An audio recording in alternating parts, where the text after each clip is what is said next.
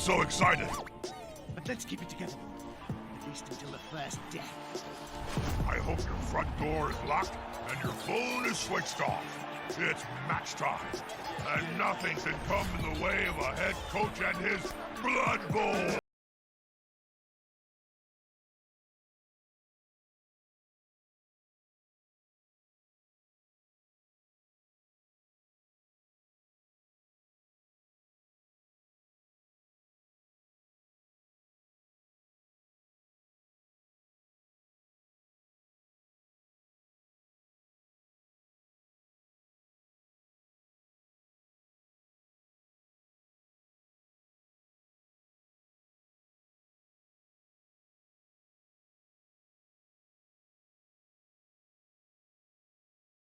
Jim, I've lost count.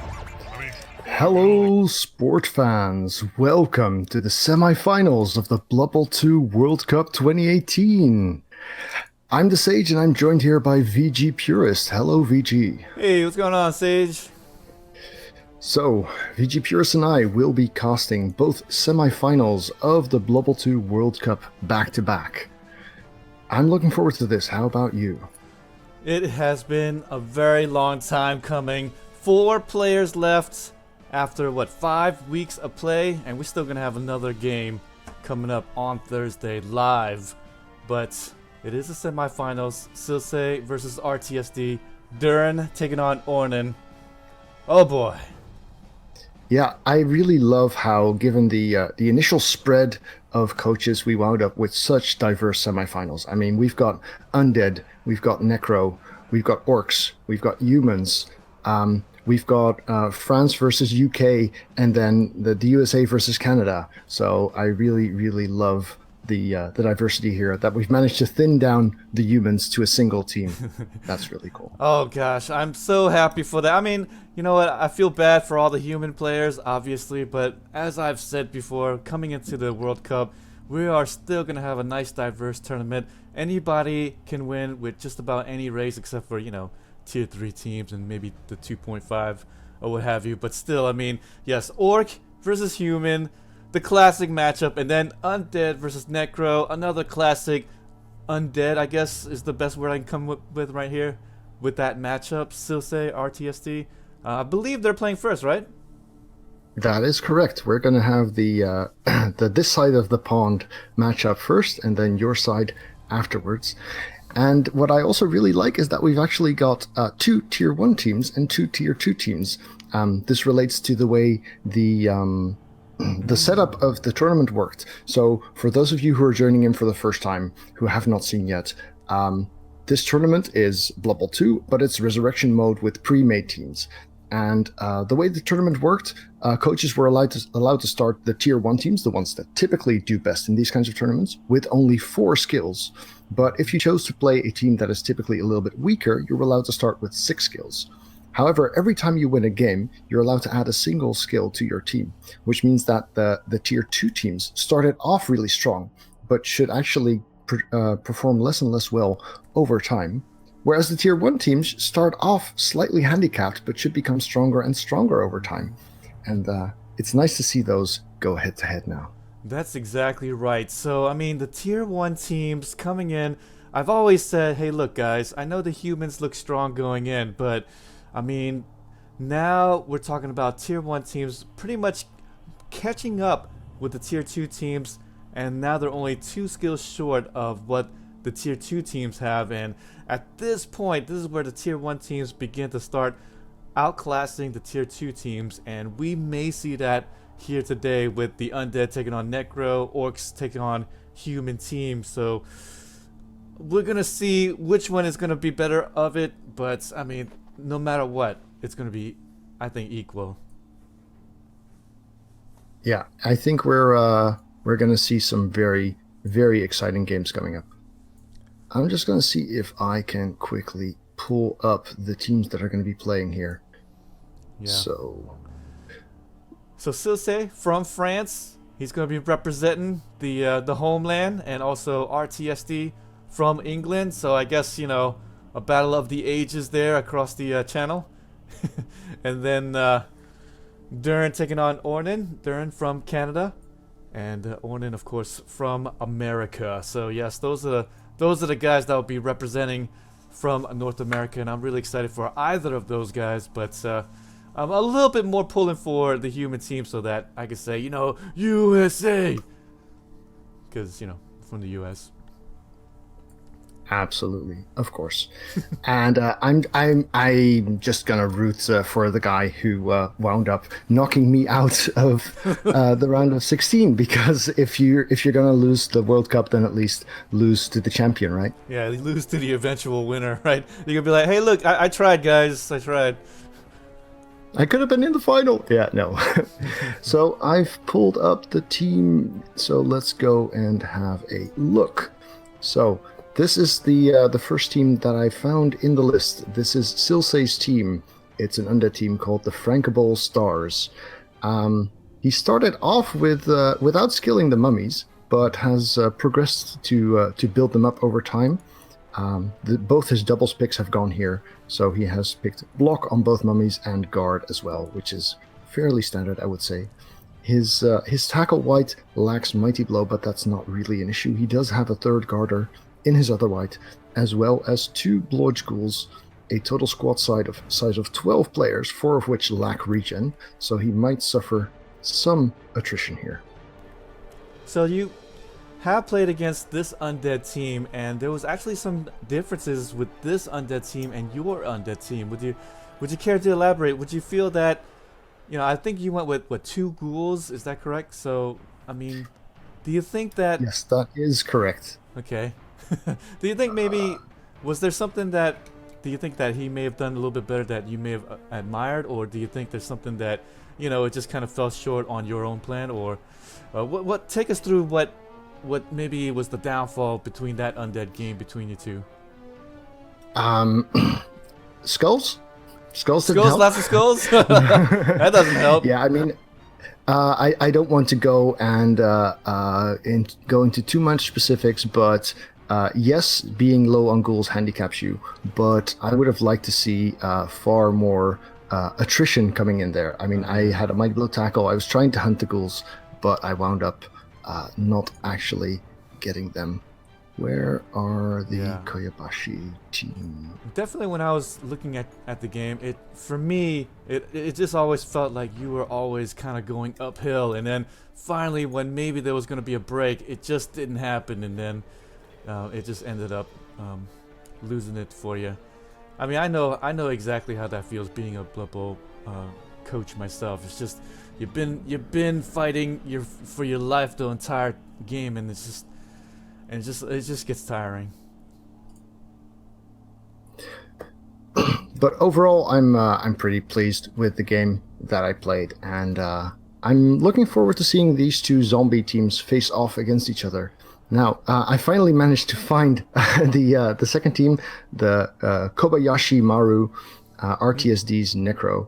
And now, for those of you who are new to Blood Bowl as a game, probably the most discussed skill combination in the game is Claw Poem, where you have Claw, Mighty Blow, and Piling On. And it's pretty rare to see this in a tournament format, but Necromantic have a werewolf who starts with Claw, and since this tournament format allows you to pick 2 double skills, it was able to get both Mighty Blow and Piling On. Very risky, a frenzy player without block who is your main damage dealer, only strength 3, but he can definitely tear through anything if he gets the chance. He's also got a block tackle werewolf, as well as 2 block guard flesh golems. So these are basically the mummies light, because they're only strength 4. Now, in this matchup, the difference between having strength 4 block guard or strength 5 block guard will, of course, be pretty crucial. Also, a third guard here in the form of white, and only 2 ghouls, obviously, because Necromantic are only allowed 2 of them, and no blodge here either. So, in this matchup, also 12 players, but a bit more regen across the board. In this matchup, it's really going to depend upon how well James T. Kirk does here. Yeah. If the Claw Poem manages to remove a mummy or the guard white or both, then that's going to be massive. Yeah. If not, then the strength advantage and the added blodge will probably favor Silsei in this matchup. Yeah, that's the thing here with this Necromancy team, right? I mean, with that piling on and Mighty Blow, Claw, and James T. Kirk, it more or less kind of hinges on whether or not he's able to get those armor breaks and get the injuries out and the removals, so that it makes the game a whole lot easier. But he is playing against the Undead team with regeneration for a bunch of his guys, except for those ghouls. But I mean, he's able to perhaps win the game due to attrition, and that right there is that's the juggernaut, right? But of course the Undead team is going to be slightly favored for today's match, but still, he was also Necromancy team played against the Lizard team just about a couple of days ago, and he was definitely going to be the ones not favored to win that match, but he's still able to pull it off, and he's still here today. So I have faith in my man RTSD, but still, Undead looks a little better. That is the matchup where RTSD beat the defending champion Guinness. So kudos for that. I mean, that's one big target down. So yeah, anytime you can remove a defending champion, that's always a good day, right? Exactly. Well, one thing to note again for the Necromantic team is that the Necromantic team also, when they begin the tournament, since there was you can only start with 1100 team value, and then you choose the 6 skills, but for the Necromantic team, you just couldn't get all of your positionals the way that you really wanted to. You had to sacrifice something. And so for RTSD's Necromantic team, I don't know if you noticed, but he's missing one of the whites. Missing a white. Yes. Yes. And that's the thing here for the Necromantic team. Even though they do have access to that Claw, Mighty Blow, and the Piling On combination, they have to kind of sacrifice a little bit to get that. And it's kind of a big miss when you're down not only just the white, but a strength piece with easy access to the guard. So can you tell us a little bit about the people behind the teams? I'm glad you brought that up there. So let me go ahead here and take a look at my beautiful sheet here. So let's just talk about Silsei real quick. So of course from France, he says he's from Nantes, and that's the west coast of France. And right now I'm just going to pretty much read verbatim what he has written to us. So he didn't play a lot of the CCL, played several games in the private league only, and especially in 2 leagues, the Franco Bowl and the LFBB. Unfortunately, I don't know what LFBB stands for. I guess it's the Ligue Française Blood Bowl, I suppose. Probably the Lutesh one. He has been playing since forever, though. Oh, yeah.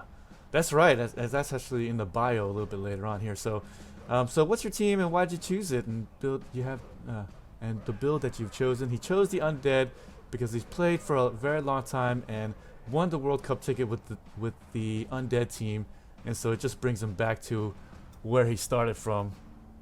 And he goes into his skills, but we weren't talking about skills. So his history with Blood Bowl: he's an old player, discovered Blood Bowl from the first board game iteration and played a lot until the 3rd board game iteration, and organized several leagues himself west of France about 20 years ago. And he played for the Lute. I'm sorry, forgive me for my French, Lutes League. And then he played a whole bunch, but of course, like everyone, he stopped for quite some time until the Blood Bowl 1 release and played in Blood Bowl 2. And later on this year, he's going to play in a board game where he'll be. Well, actually, he will play again at the board game this year. Sorry, he's got some horrible English here. So later on, he's going to play in the over the board later on this year. So he's going to participate in more tournaments. Get back into tabletop, basically. Yeah, back into the tabletop, which is going to be really cool, right? Because once you play in Blood Bowl 1 and 2 on the video game version, you learn a lot here, and when you translate that to playing it over the board, it is definitely a lot more different. But the thing about here is that you can kind of more or less show off of how well you know the game and kind of just beat up your tabletop opponents a little bit more. It's also a very different experience looking your opponent in the face and seeing him flip the table. Absolutely. Yeah, that's true. Yeah, it's a whole lot more different when you look into the eyes of your opponent, the souls, the windows to the souls. Yes. Do you want to tell us about RTSD as well? Ah, yes, RTSD, the Englishman. Alright, let's go ahead and get to my stuff here. So, RTSD, he says, I don't know how I got here and I don't know why, but for some reason Nuffle has ordained that I proceed to lofty heights that I probably don't deserve. Allow me to introduce the team Kobayashi Maru, and that is the Necromancer team. It revolves solely around Captain James Tiberius Kirk, and of course the werewolf with the claw and the piling on mighty blow stack that we've been kind of talking about. That's been more or less going to be the target, or the guy that will be doing the targeting, and so he's going to be the only one with it. And Probably a bit of A and a bit of B, yeah. Oh yeah. Sacrificing one of the whites to do it, as we said, because he wanted to have an extra reroll, and as I've pointed out before, he had to kind of sacrifice something to get something, and so he went with the reroll instead of having the extra whites. And of course, taking the sure hands, he's talking about the skills, but we didn't want that. So his history with Blood Bowl started when his brother bought a copy of tabletop version a couple of decades ago. So kind of similar to Silsei, except he RTSD played for, I guess, a couple of games, and then of course, since they didn't really understand the rules, quickly shelved it, and then didn't play until about 10 years later when he bought Blood Bowl 1, the video game, and started playing online and never looked back. It's definitely nice to see how the online game has brought people back into the hobby, even though they had left it behind for quite a while. Oh yeah, I mean, that's actually me too. I saw some people play in my shop at the local store, and I played one time, and then after that I was like, oh boy, this is too much. But then of course I played Blood Bowl 1 Chaos Edition, and then I just kept playing ever since. So, since there's probably people here who don't know about Blood Bowl that much, perhaps it's a good idea to tell them a little bit about what the game is. Blood Bowl is originally a tabletop miniatures board game where the races from the Warhammer Fantasy universe play essentially American football or rugby against each other. It is fully turn-based, that includes the computer adaptation of it, and it's a very deeply tactical game. There's a definite element of luck, but skilled opponents can often decimate less skilled opponents, even in unlucky matches. At the top of their game, though, when you see these top coaches face off against each other, the deciding factor will often be who rolls the better dice. The game is progressive, so usually when you play in league format or ladder format, you build up your team over time. Your players earn star player points, which are essentially XP, and you get your players to skill up and get better and better and better until some Chaos Warrior comes down, breaks your neck, and then you're down a player. And so there's definitely a sense of storytelling, if you will, where you follow a team's progression over time, see them reach their peaks and also their lowest lows. Blood Bowl is one of those games where, yeah, I mean, it's all about the progression, and it's all about just kind of having fun, building up your team, and of course the most important thing is naming your guys, right? Just so that you can have more of that connection with your players. And that's kind of why I always say that when you're playing Blood Bowl, you are considered to me a Blood Bowl coach, and when I say Blood Bowl player, I actually mean the characters on the pitch. Absolutely. So on that topic, shall we go over to Darun's team, who will be playing in the second matchup? Oh yeah, so Darun's team. Let's take a look at it. Was it Orc team? Darun's team, he's playing Orcs, and he's got one Mighty Blow Tackle Blitzer, 2 Guard Blitzers. He skilled up a Mighty Blow on the other Blitzer.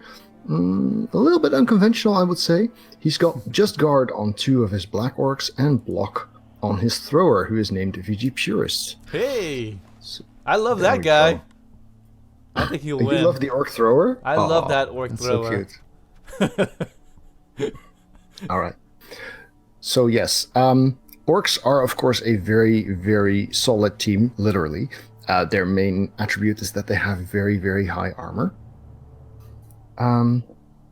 And they do bring 4 Guard to the table, which should probably be enough to consistently fight the human team. Now, looking over, let's see. if I can find said human team more quickly this time. Yes, I can. Yep. Because I was cheating while you were talking about the people. Yep. So, During over here, Ornan's time. he went Go with ahead. 2 guys with Mighty Blow, and that's really because he is going to be facing off against this human team. And not only that, the Mighty Blow, the extra Mighty Blow here coming into the match is also going to help out with any number of those other teams with Undead or Necromantic team where they have the Armor 8 as well. So I like the skill selections, although it is a bit unconventional as you said, but I really like it to where he wants to kind of count on those removals and win the game. Yeah. If I were him, I would have gone with guard, probably on a blitzer, maybe even on another bob. So let's have a look at Ornan's team. So Ornan is from Rebel, and he's also named his players after people from the Rebel community, which is the biggest scheduled league in Blood Bowl 2. So we have Squiggy the Ogre, block guard. Well, no one expected an Ogre to have anything else than that, really. He also has a Mighty Blow piling on. That is very effective to kill stuff, but orcs are very, very hard to kill. Yeah. So I wonder whether we'll be seeing much piling on in the second match of these 2 semifinals. Yeah. He does, however, bring 5 guard to the table, which is more than the orcs have. And of course, the catchers as well as the blitzers add the much needed mobility, so he might be able to outrun the orcs. Yeah, well, you know, it's going to be one of those things where Mighty Blow piling on. There are still a couple of squishy targets, I think. VGP, one of them, the Orc Thrower. So he's going to be looking to probably take him out, unfortunately. And that's a big there one. is a single armor 8 on the orc team, and he's going to be either protected or benched, probably. Poor VGP. Can't decide what to do with him. Anyways, yes, so this human team looking pretty good. Now, the most interesting thing about this human team is that he started off with 13 players and just 2 team rerolls, as you notice on the top left side there.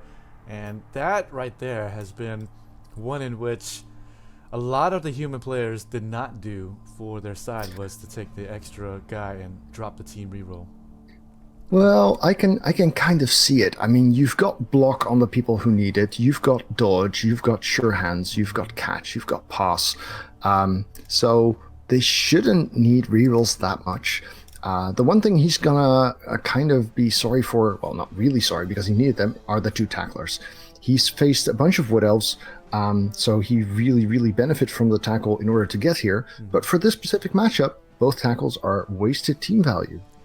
Sure is. Yeah, that's actually a good point there, is that he's got 2 skills in which could have been done for something else, and kind of reason why you don't see tackle for a lot of players, like maybe one person on a lot of people's teams, but here he has 2 because, yeah, he faced off against, I believe... I think he also faced Amazons. Yeah, Amazons, and I think another human mirror matchup, so it did come in handy for those matches, and that's just one of those things where learning a bunch of skills, not a bunch of skills, but having a skill learned after each round, I mean, it really makes a difference whether or not you take the skill that will help you for the next match, or will it help you in the long run. And right there, he has 2 tackle pieces that kind of, as you said, does nothing. Wood elves, and Amazons. So yes, the second tackle does make a lot of sense. Which is probably why you see him here today. But will it be good against orcs? Oh boy, that's the question. Yeah, I guess the higher guard and the mobility might be a factor. I would have liked to see more guard on the orcs, but, you know, armor 8 breaks a lot more easily. I do think that the orcs will be the massive favorite in the attrition battle, so the humans will need to bring some extra elf-style gaming to the table, and as we all know, while they can do a bit of both, they can't do either really that well. So humans trying to out-elf the orcs, it's going to be tough. Yeah, I mean, the orc team will be favored in today's match, but yeah, I mean, humans, they're definitely a bit of the juggernaut, I'd say, because the 2 catchers, 8 movement allowance on both of those guys, can get down the pitch fairly quickly. You never know what kind of game they can bring to the table, and you can't really prepare for the match as much. So you just kind of have to play your own game and just wait to see if the humans' game plan will work or not, basically. So, if you had to give a prediction, what would you say? So, yes, already in my preliminary prediction, I said that I liked Durin for today's match, and it's really because of all the things that we've hit on today. A couple of skills that were wasted for the human team, so that essentially makes them the same skilled as the orc team, but tier 1 orcs versus tier 2 humans. And I mean the two skills wasted, just the things that could have been something that was a separator now has been closed up because of it. And also the orc team with 2 guys with mighty blow and lots of guys that can outstrength the human team. 4 black orcs with 4 strength. Yeah, I like them a little bit more. And then Silsei, no, I think I said RTSD here for the match because I really like RTSD's play here. The Necromancy team with the piling on, mighty blow, and the claw. I like that so much. And that's one of the things, as being one of the admins of the CCL, I was able to kind of help with the selections and help with the planning down the line. And we said to ourselves, look, somebody could take mighty blow and piling on with the Necromancy team, but as we've seen, you had to sacrifice something to get here, and it was not an easy road no matter who you faced. And he's here. Oh, So I see that the match is starting. Oh, good. So let's move over to the game. But Here you we know what? go. Before we get too far ahead of ourselves, who do you like for today's? If it's going to be a gamble, both matches, but if I had to back one, I would say I'd back the tier 1 teams on both cases. So that would be favoring favoring Silsei over RTSD with his Undead, and favoring what is it? Duran with his orcs over Ornan with the humans. Yes. Oh, okay. Well then, tier 1 teams for both, eh? Let me go ahead and start up the match as well. Alright, so they're beginning the match. Yeah, we're watching Silsei set up for defense. Okay. Zombies on the line, of course. Alright, so Necromancy team is going to receive the ball. Great stuff. Silsei taking on RTSD. The Undead matchup of the day. Who's going to get the better of it? Undead themselves? Necromancy team? Boy, I'm excited. Sage, I need more alcohol here. Somebody give me more alcohol. So one interesting thing about this team is the fact that it has these 4 ghouls. One of them is benched.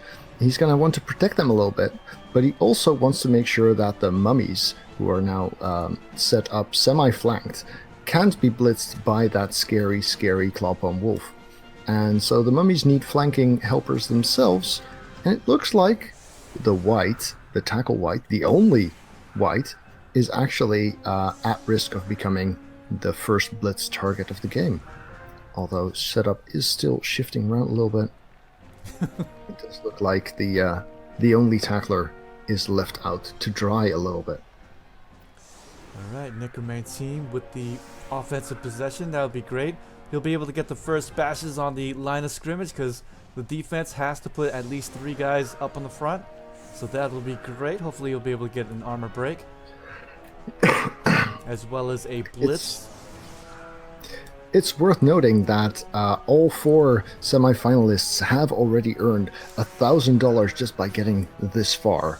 And the winner of the semifinals, should they lose the final, will win $1,500 as well as an amazing gaming PC, sponsored by Asus Republic of Gamers. And the person who wins the next 2 matches, so both their semifinal and the grand final, will win $3,000 as well as an even more spectacular gaming PC. $3,000 just for playing Blood Bowl? Get out of here, Sage. Yeah. That's a nice, Blood Bowl that's a nice is chunk of real, change. guys. It's a nice chunk of change. I don't Yep, know. I don't know what I'd do absolutely. with $3,000. What would you do, Sage? Pay the rent. Pay the rent? No. I'm blowing it on women and booze, baby. I mean, seriously, I've turned Blood Bowl streaming into one of my 2 jobs. I only work 3 days a week teaching university anymore, so making money playing Blood Bowl is basically just, you know, work. But it's cool. It's cool. I still very, very much love it. Nothing wrong with that, I guess. You'll pay the rent, and I'll be paying the women. Nice. All right, so definitely lots of thinking going on. At first, the Clawbone Wolf looked to be exposed in case of a blitz kickoff result, which would mean that the Undead actually get to do a turn before the Necro do. It's something you always have to keep in mind. It's a slim chance, but it can really, really ruin your game. So the Necros are getting offense first. You want to put them on the bottom, would you mind? Sure thing. Yeah. Let's do that. If possible. So, the kick means there's a reroll added to both teams. Ooh, the ball goes out of bounds via the werewolf. That means that the Necro don't have to pick it up. They can just give it to whoever they want, and that's obviously going to be the Sure Hand School in the backfield. In the backfield, he's got the rock, guys, and now the first few bashes off. And don't forget though, the other werewolf, even though he doesn't have Mighty Blow and piling on, he still has Claw, which essentially makes the opponent. And Claw, 7. yeah, and Claw just did a thing. He rolled an 8 on the armor, and Claw is the reason he broke it. Look at that. So still the other werewolf, no piling on Mighty Blow, but still one to be watching out for as well. He can definitely get those injuries out. And here we go, second knockdown from the white. Oh, nice. More stuns. Just a stun, but gotta love that. You gotta feel good about that when you start playing the game and get a couple of stuns right off the bat. You gotta feel good. So, for viewers who are new to the game, if you succeed on a block, that is, you roll pretty much something yellow and the guy falls over, you roll against his armor. And if that succeeds, you at least stun him, but you have the potential of also knocking him out or injuring him. Oh, wow! Big offense. He thought about it for a few seconds there, like, should I re-roll this? No, I really want to get him down, but still just the push there by the werewolf. And gutsy play. And now he's exposed and in very, very real danger. So pretty much his team is that player, right? If that player drops, he's got a massive, massive problem. Yeah. Which is also why he made that reroll. It's not so much about dealing the damage, it's about making sure that the wolf can retreat into safety afterwards. But now he has to think about that 3+ dodge out without having a reroll for it. Because getting stuck there next to a guy who's not down, this is super, super dangerous. Yeah. So the eggs in basket situation is definitely being punished here on the first turn. Yeah, if he loses that werewolf, it's a big loss right there. But as we've seen before here in previous matches, RTSD not afraid to use that piling on and Mighty Blow werewolf to the maximum ability. And we've seen it even in the last game against the Lizard team, where he just kind of left them a little bit open, even did the piling on right in the front, and even got fouled for it, and nearly got him removed a couple of times. Yeah, but that wolf is getting either just Mighty Blow smacked or even surfed. Yeah, and that's the thing here about this game. It's all about the stratagems, right? I mean, it's all about the coaching decisions right there. I mean, as you said before, I mean, the werewolf going out on the limb, and now with just the push, he's kind of stuck there on the left side. Make it bash down, especially by the mummy, and could pay for his invasion on the left side. Yeah, it was definitely the right play to make, and not getting a knockdown in 6 dice with the frenzy is very, very harsh. And there we go, mummy coming in. He's not going to waste time. Gonna get him down. It is a success. He can choose where. Either one works because the mummy has block and the wolf doesn't. Yep. He chooses the pow push.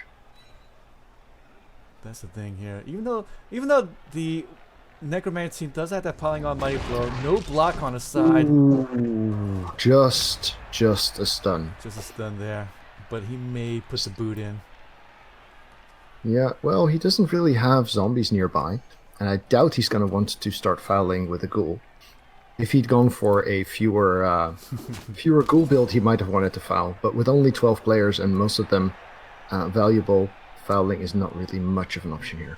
But that wolf is still stuck next to a guard mummy. It's going to be very hard to get him back into the game 2 turns from now. Well, he is stunned, so he could just try to walk his zombie over there and get the boot in the next round. But yeah, as you said, it's not going to be easy, and I don't think he's going to mess up his position just to get the foul in. The thing is, as long as that wolf cannot afford to run out of there, as long as he's stuck behind 2 players, one of which has strength and guard, then he's basically like that. Then he's basically not playing. And if that wolf is not playing, that is a massive advantage. Yeah, he's gonna have to. So basically, RTSD now has to center his game around making his wolf relevant again, because until he does, he's going to have a very hard time dealing any kind of damage. Oh, he does go for the foul! Level 1 He does go for the foul with the goal! Ah, yes. I would have done it. Oh, and it broke! It broke. He regen though. Oh, man. Regeneration save on the foul. Beautifully done. Wow, Silsei pulling out all the stops, but RTSD, and this is why, I mean, I think this is even why you chose Undead team, right? I mean, the regeneration's so good, you don't have to worry about an apothecary. Just get the regeneration, you're fine. So, regeneration is a 50% chance to completely heal any injury. It worked in this case. However, it doesn't actually get you your player back until the next drive, which might be a very, very long time. So RTSD is still going to want to stall here, because giving the ball to your opponents after scoring means they get a shot at scoring themselves. But that also means that he's going to have to play almost without the ability to deal attrition for the next 7 turns. And that really, really hurts. Those mummies are now a lot safer to get stuck in. Of course, he does still have the claw, but dealing damage is going to be very difficult for the Necro, and that hurts especially since the Undead chose to play with their 4 ghouls. Now, they do have the tackle, they do still have the ability to punch the Undead a little bit, but losing the claw bomb is the biggest thing that could have happened turn 1. 2 pretty seasoned veteran players going at each other, and as we've pointed out in the pregame, Necromantic Werewolf with the piling on Mighty Blow, he's out. Woo! That's a big loss. You're right about that, Sage. And at least he will be able to sweep around the right side and likely get this movement up the pitch, and it should be getting close to the touchdown, I think. Might get well, those 2 ghouls who are on the left side for the viewers, they can get to, across halfway. He's still got the mummy who can get very relevant. There's a couple of zombies lying around. He can get pretty far, but he can't get a dominant position there. And 2 or 3 turns from now, that mummy who made the blitz last turn is going to get relevant again as well. I would hate to be in RTSD's shoes right now. Yeah, but as we've seen though, RTSD can still play some Blood Bowl, right? So he can have this touchdown. Sure, he's going to be out his big piece that can definitely do damage, but he's not out of it. He can still play some good positional Blood Bowl. Now, when you down 1 piece on offense, not a big deal since you can govern where the ball is going, and even though it is 11 on 10 at the moment, not a tremendous deal. It's not until you start going down 2 or 3 that it is a big deal. True, but the Undead still wield their 2 Strength 5 Mighty Blows, and without being able to snowball off your own claw bomb, you're going to see the attrition battle becoming much more one-sided, most likely. Mummies. I think RTSD might be second-guessing his decision not to dodge back after failing those 6 dice on the initial blitz. But of course, there's really no point. If the decision was correct before, it's still correct even if it failed. Man, that was definitely a big gutsy move. Hitting him with, I was actually thinking about that, the level 1 ghoul foul, but just as you said it, I was like, you know what? Yeah, I think Sage is right. He's not gonna do with the ghoul, is he? And he did. Wow, that's such a big call. He's got spares. Yeah, he's got spares. He's got 4 of them anyway, so they're basically linemen for him. Yeah, a very high movement allowance, and able to get there, get the boot in, and boy, paid off. And didn't even get called by the ref even. Yeah, very, very successful. Right here, Necromat team poised to go around the right side.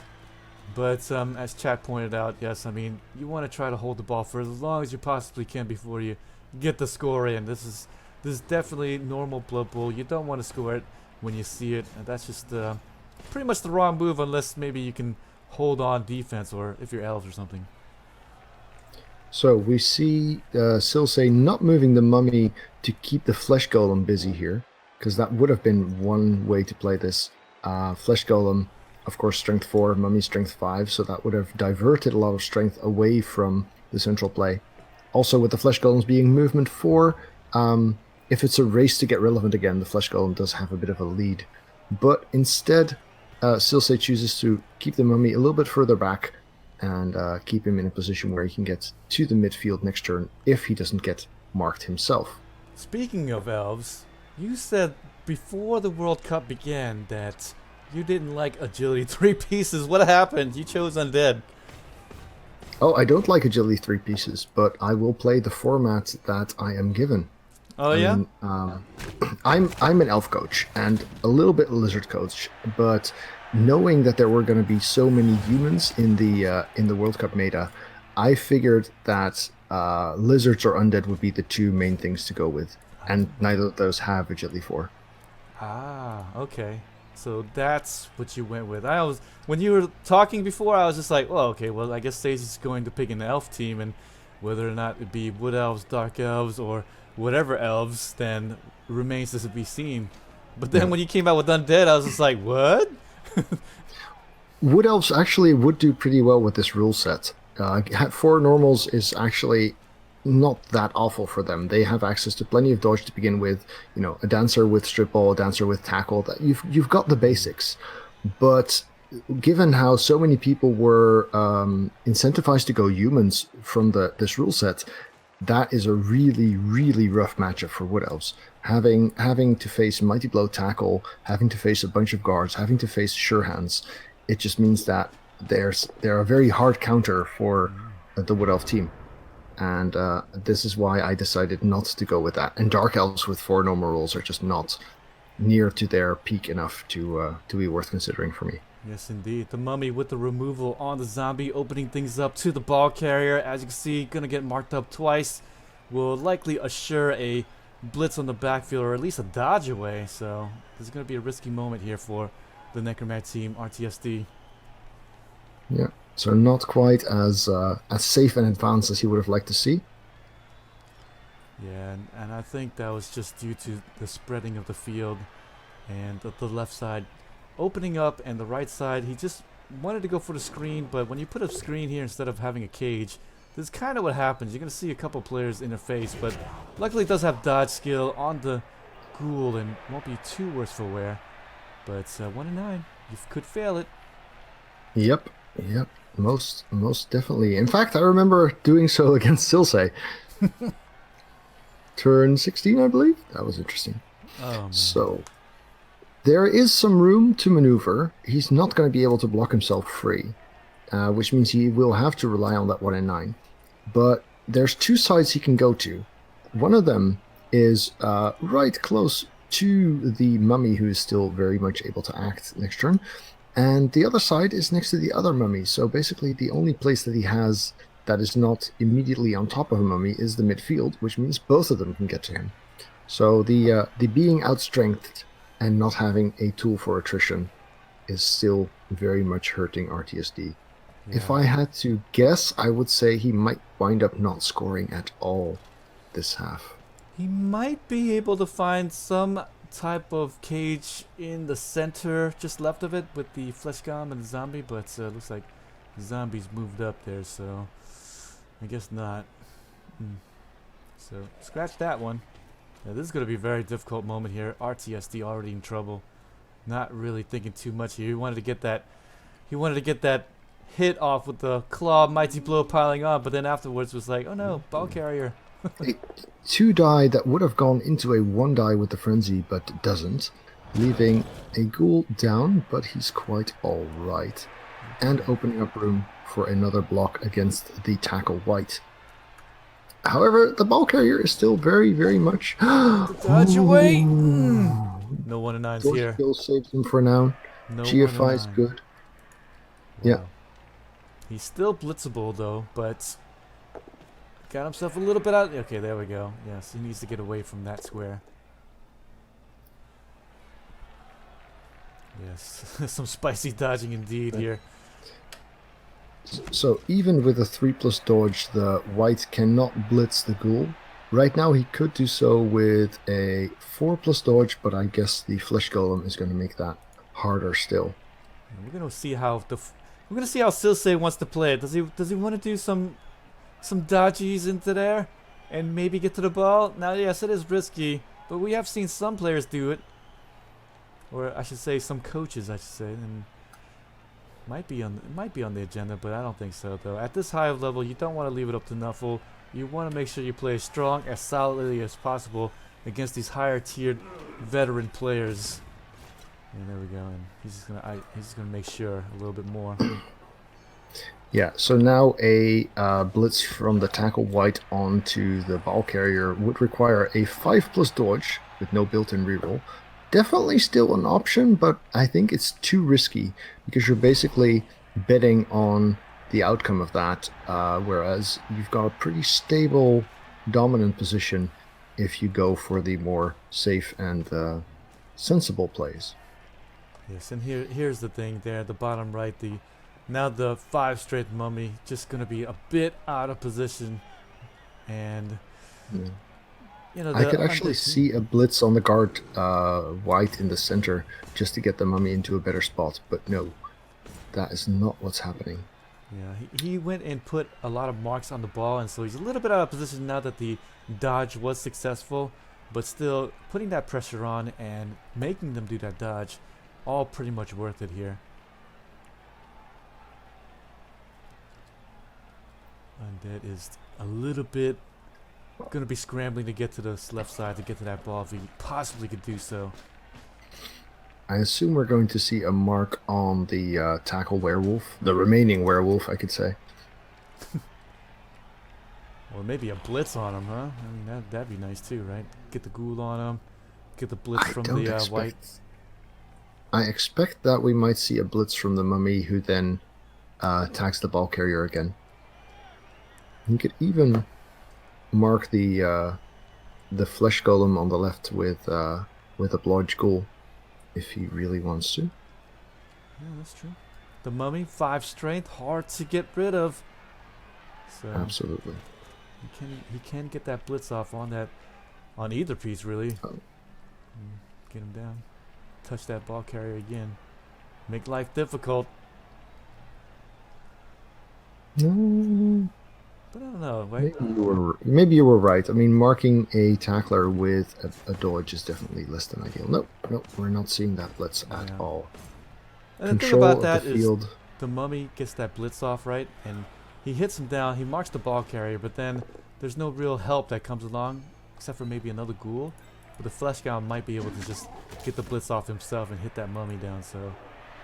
Yeah, that's why I was looking at the Gotrek, the ghoul on the line of scrimmage, to actually keep that fleshy busy for a turn. Ah. Coming around the backside like that? Yeah. That would have been a good play too.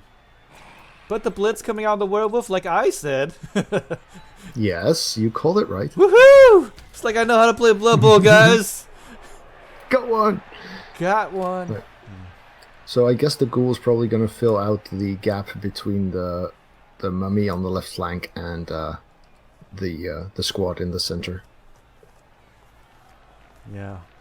Silsei just going to continue to try to play it strong and solid, and he could possibly let the Necroman team get the score here as he tries to beat up the Necros. But at this point, Undead team up 2 players on the pitch probably feels like he should play for the defense and stifle the score if he can do it. Yeah, I think Silsei is definitely hoping to end this drive 0-0 or 1-0 ahead. Okay, that works, I guess. He's just saying, you know what, RTSD, if you want the left side and you want to score it, go ahead. And more or less, get to the end of this first half, and maybe if RTSD does score it with his Necromancer team, be 1-1 by the end of the first half, and that'll be slightly advantageous actually for the Undead team. Taking the left isn't trivial, though. I mean, he's basically got 3 players there, and the 4th and 5th who could join him there are the marked tackle Wolf, who only has a 1 die, and the marked by tackle Ghoul, who needs a 3+ to dodge out.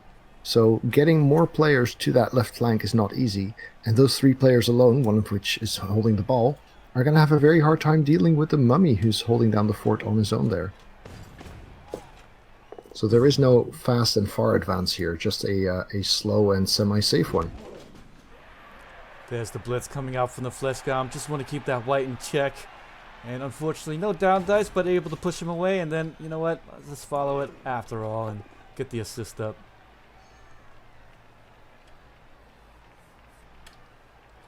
Yeah, he needs to create a screened space where he controls the game a bit more than the Undead do. And looks like he's working on that right now. Nice. Finally, a little bit of a break here. Necromancer team hasn't had a break since the first round of the line of scrimmage, I think. It doesn't look like it's going to be enough, though. Well, he'll be able to come back with the ball carrier, get right behind the fleshies. Currently, both mummies are able to get into a very, very relevant situation here. Ooh, and the 1 die is a skull, instantly rerolled into a knockdown. But that leaves the Ghoul, who's next to a tackler, and the Wolf, who is currently prone and boxed in a position where they can't really do all that much. Both these teams receiving an extra reroll earlier, and that's kind of why that earlier blitz with the piling on Mighty Blow Werewolf was actually rerolled, because he was afforded an extra reroll in there. The 1 die, I think he needed to get that down, but unfortunately Skull forcing another reroll being lost. But yeah, so this is where we see the mummies get super relevant. I mean, the one on the right can get onto a fleshy and the white. The one on the left needs only a single GFI to get on both fleshies. The guard white being stunned does make outstrengthening a little bit harder, but I think we're going to see a very strong push to connect from the Undead this turn. RTSD might want to take this one back here, because once the Undead team does begin to solidify their defense once again, then he's going to find it very difficult to move that ball up. As I said, down 2 on the pitch and already a little bit outstrength starting off into this match. I mean, it's going to be tough. Yeah, and with both of the receiving threats currently prone and marked, there's not a lot to go forward. He might actually come out from the Undead team. Maybe more fouls. I mean, heck, it might be done. Zombies are nearby. Could see that. I could see one of the zombies make a foul that turn. Yeah, he hasn't gotten any removals yet on his team, so why not? Here comes the mummy going exactly where I expected. Ooh, that is huge. That stun alone is massive. It's as if you play Blood Bowl, hey? Yes. So, now are we going to see the other mummy move in as well? Where, oh where, will the ball carrier go now? That's going to be the tough question. Before the Flesh Gowns were kind of holding it up here in the midfield, but now with the stun, 9 on 11 really is poking out. Poor Leonard McCoy.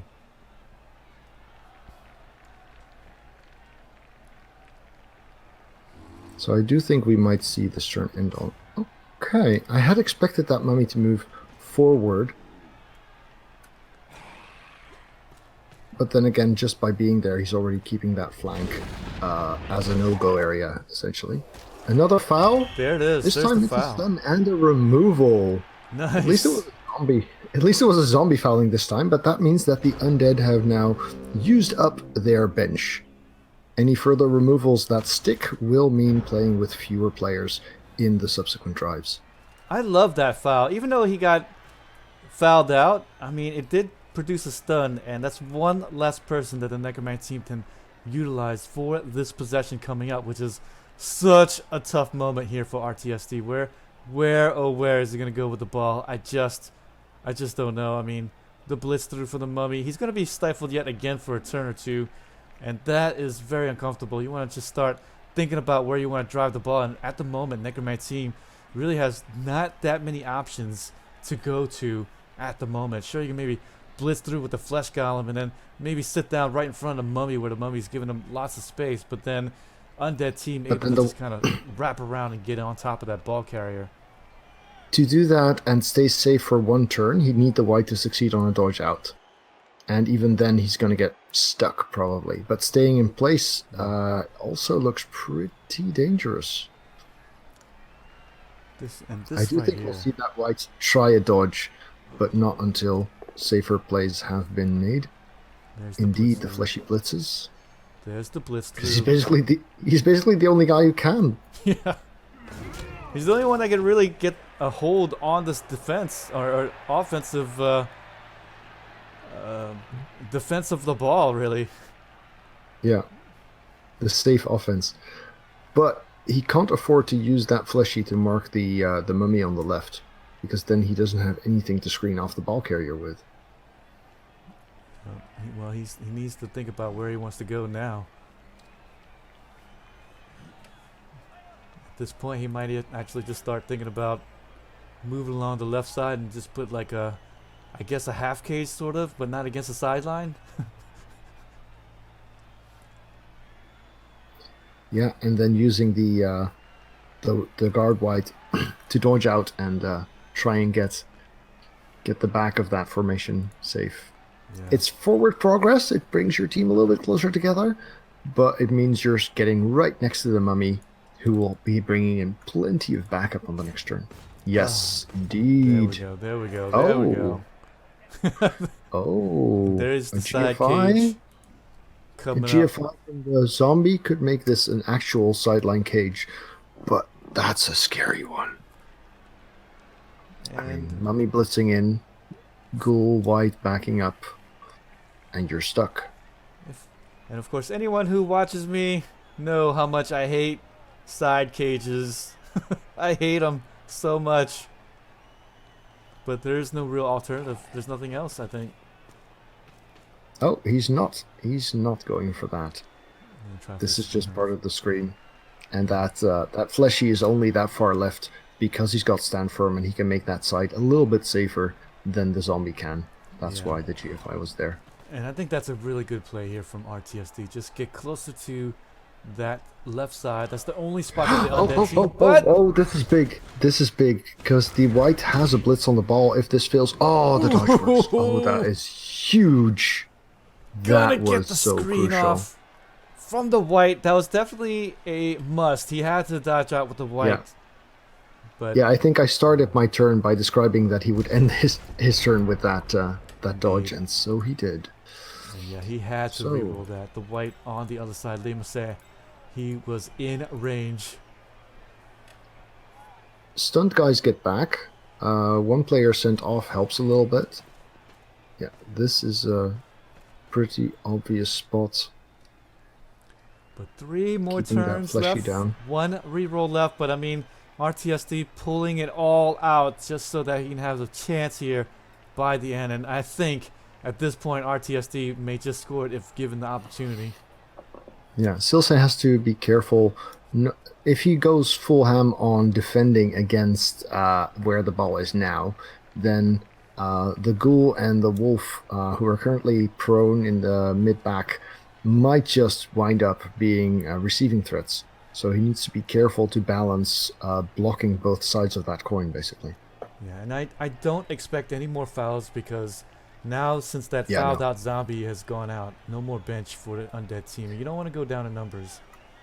If there's a trade, so you lose a player and the opponent loses a player, then that definitely favors the Necro at this point because they succeeded on their regen, they still have their bench, and the Undead are down to 11 at best. You know, that's the thing here about the Undead team and even the Necromancer team, the regeneration. And not only that, but a death injury, you get a free zombie out of it. And that's actually kind of what saved RTSD in the last game against the Lizard team.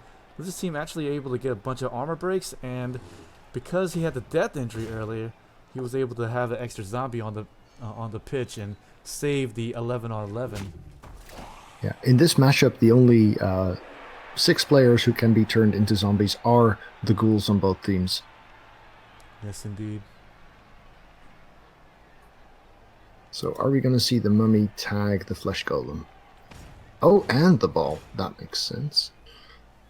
Are we going to see the tackler move up to the ball carrier then? Yeah, we're likely going to see that. That's exactly what he Yes. envisioned. And the good thing about this position is that if the ball carrier dodges forward, the tackler can still blitz back and catch him. And while he's next to a prone zombie, that prone zombie can be blocked off. So the tackler is actually free to do pretty much whatever he wants. There comes the ghoul blocking the forward progress along the sideline.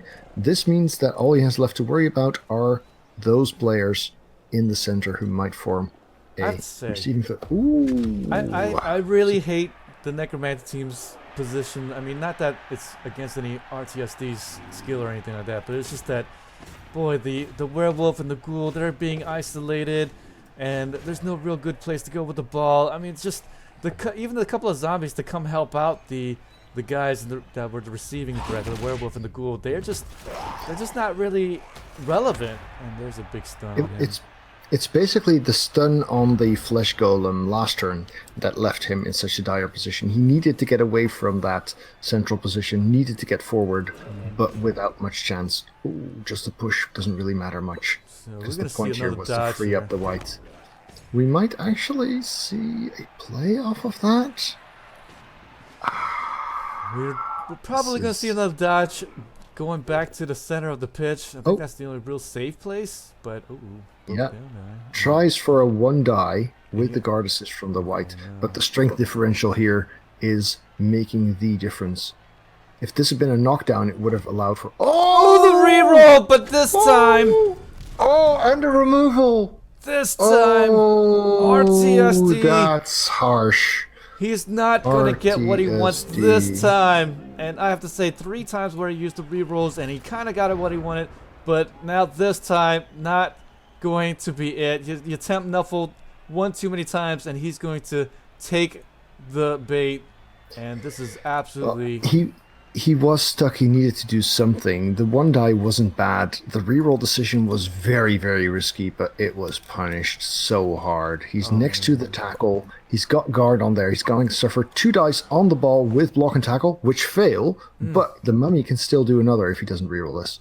Look at that. He can even, in theory, go for a surf, although that's going to be pretty difficult. Now he's got some decisions, but Silsei opting to keep the safe roll.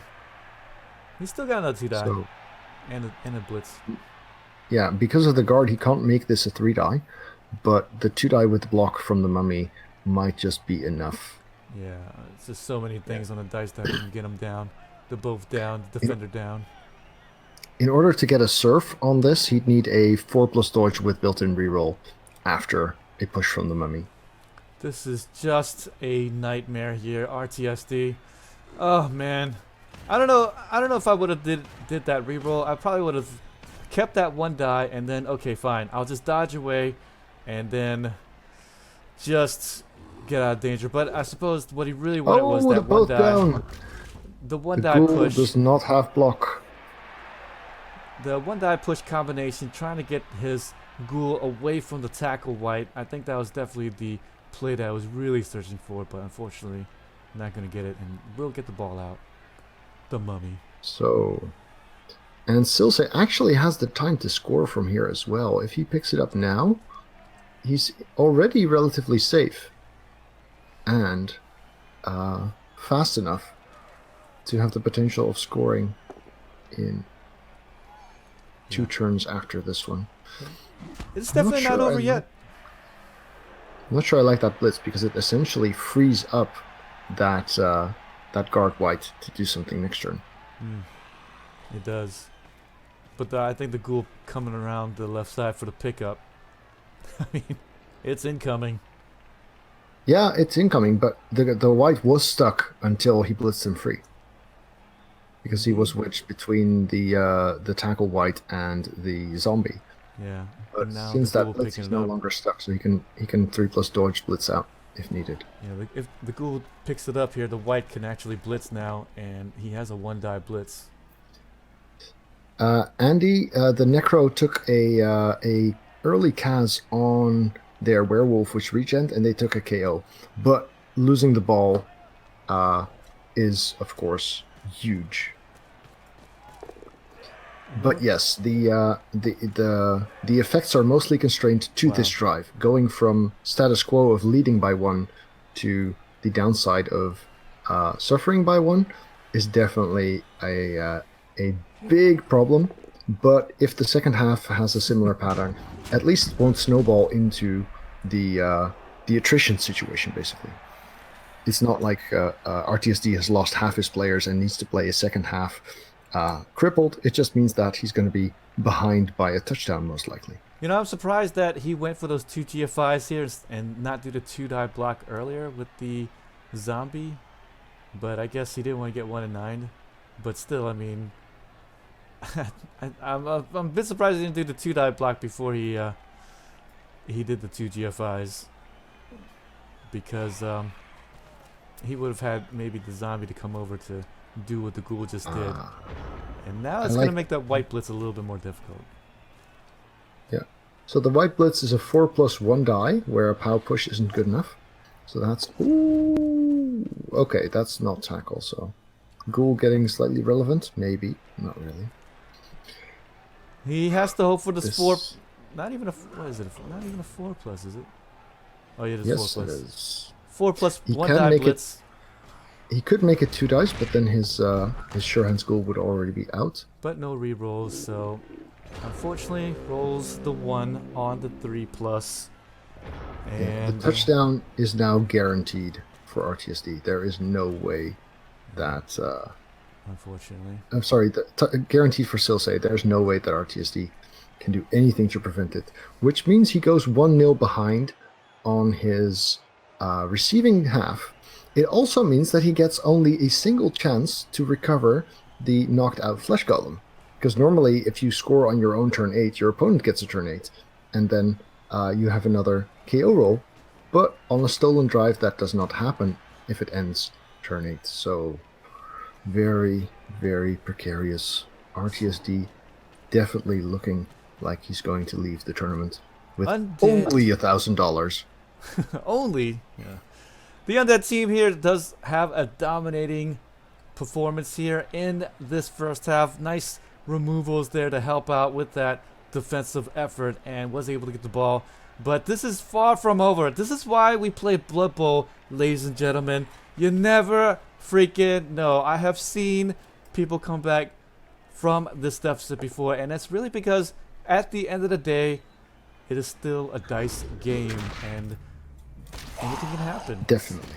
Definitely. If the damage starts working for the Necro early in the second half, then offense for the Undead will be pretty tough. Yeah, Necroman's team will have his full complement as well. He's going to have his bench come back. All of his guys that did get injured are back from the regeneration rolls, so he's going to have his full complement. He'll be able to play defense. And maybe he has a 50-50 chance of having to play with a single fleshy, though, and if that guy doesn't wake up, that's hard. It's very tougher, but as long as he's still got that piling on mighty blow and might be able to get some more removals himself, then that would be better. But hopefully this time RTSD might be able to err on the side of caution, put him a little bit more safe, or at least bring a little escort with him so that he doesn't get fouled so easily. Now, the blitz was definitely the right play. The reroll as well. Yeah. Not dodging out was debatable, but he had to make that play, and not getting the knockdown in the first 6 block dice was definitely very, very rough luck for RTSD, which has wound up determining the entire drive, pretty much. Yeah. No, I mean, I definitely can't say that he did a bad thing there, but yeah. Yeah. The thing is that once the Clawpone was out, Silsei could also make much freer use of his mummies and his strength advantage, because he didn't have to worry about, am I giving up a situation where, with a bunch of garters, I might be giving a 1-die into 2-die blitz on my mummy, because he has to prevent that at all costs. All of a sudden, it's just Claw instead of Clawpone, and that's not nearly as scary. Yeah, and of course RTSD, how can you expect that he's going to pull the level 1 ghoul and get the foul. You think that, okay, there's going to be no zombies around me, so this blitz has to be good. No, but he had, if he hadn't gone for the ghoul foul, he still had an option to surf it or to punch it with Mighty Blow. I mean, if he'd rolled them both down in a push, we might have actually seen the wolf get surfed instead of fouled. That wolf was in a very, very bad spot. Indeed. Look at that. Got the 7 on the armor break. Had that been the Mighty Blow claw, man, that would have been a good one. Yep, absolutely. Well, we'll have to see about RTSD's defensive effort in the second half. Not over yet, but looking good. I mean, obviously, if I had to choose which side I'd be on, I would definitely be on the Undead side. But not out of it yet, Necromancy. Time for a random mummy removal? Nope. Just... Huh?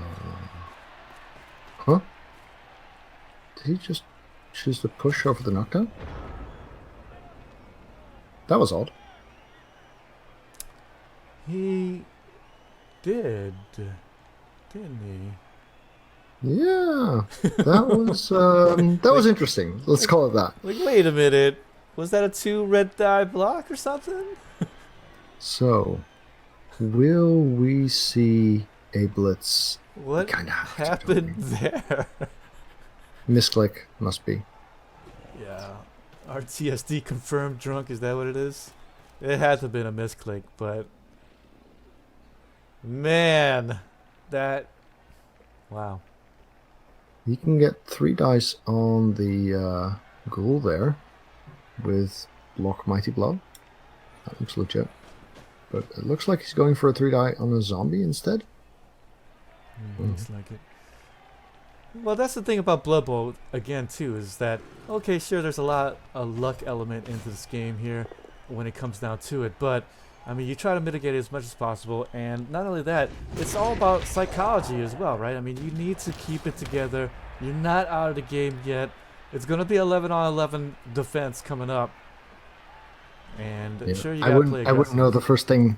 I wouldn't know the first thing about psychology, but this is this is definitely stressful for RTSD, and I could see how he might be tilted at this point. He did suffer some very, very awful luck. 1-0, Silsei scores it on the Necromancy team's offensive half, and as we've said, it's not over yet, but the Necromancy team definitely on the back foot. Can he come back? He's got to play aggressive or die trying. So at least, you know what? We're going to be in for a very entertaining second half because, yeah, Necromancy team's going to have to jump in there and get the ball out of there. Silsei played a very solid defensive half. Oh, the fleshy comes back. That's good. That gives RTSD a fighting chance on defense. That makes all the difference. So, Necro setting up. Undead will receive the ball this time. Necro has a full squad and 1 player bench. Might see some fouls on ghouls, I guess. Or a gang foul on the mummy if he gets the opportunity. You know, I've been put in this position before, and yeah, I mean, at this point, you got to pull out all the stops. You just got to get the hits down and foul those key pieces if possible. Heck, just foul any piece with zombies and hopefully get some removals yourself, and then make this defensive effort a lot easier, because if you don't do the fouls, you don't risk, then this is just going to be a slow grind. GG.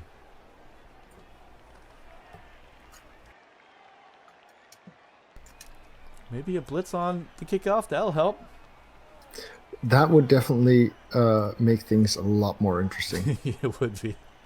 And you know, that's another thing here. Like, a lot of people say, oh boy, you know, the blitz on kickoff should be banned. But I mean, these are the times where the blitz really helps out the defensive effort and makes it a lot better game if you're on the back foot like this.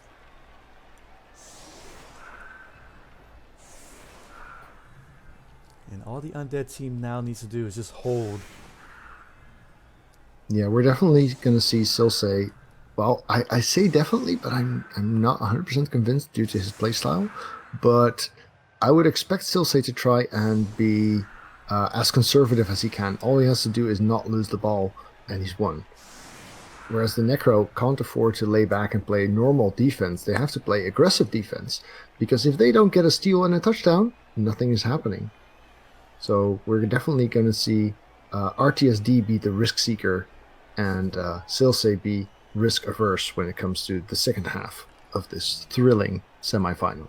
And see, this is where having a lot of experience here in Blood Bowl matters, because now you're just at this kind of opposite pressure where you just need to win. You just need to prove the win now. And that's not always easy to do in a game like Blood Bowl, because the game is going to last for another at least 30 more minutes, right? And all you need to do is not lose the ball. And that's not easy. But high kick makes that easier too. All the way in the back, though. Well, that's okay if it goes out of bounds. So. Yep. So it does, which means there's another touchback. Yeah, a bit I guess it's unfortunate going to go for to the guy in the RTSD. back. And of course, the Blodge Ghoul No. gonna get it. Yeah, so he is choosing to send the ball forward, which is fair enough, I guess. Easier to huddle around. Actually, I like that. Get the cage up, make it to where the Necromancer team's gonna have to prove it a lot more, and butt his heads into the mummies and the white and the ghouls and all that stuff. So, not gonna keep it in the backfield where the werewolves might be able to use their movement allowance advantage and try to get to the backfield to the ball carrier. So I really like that a lot.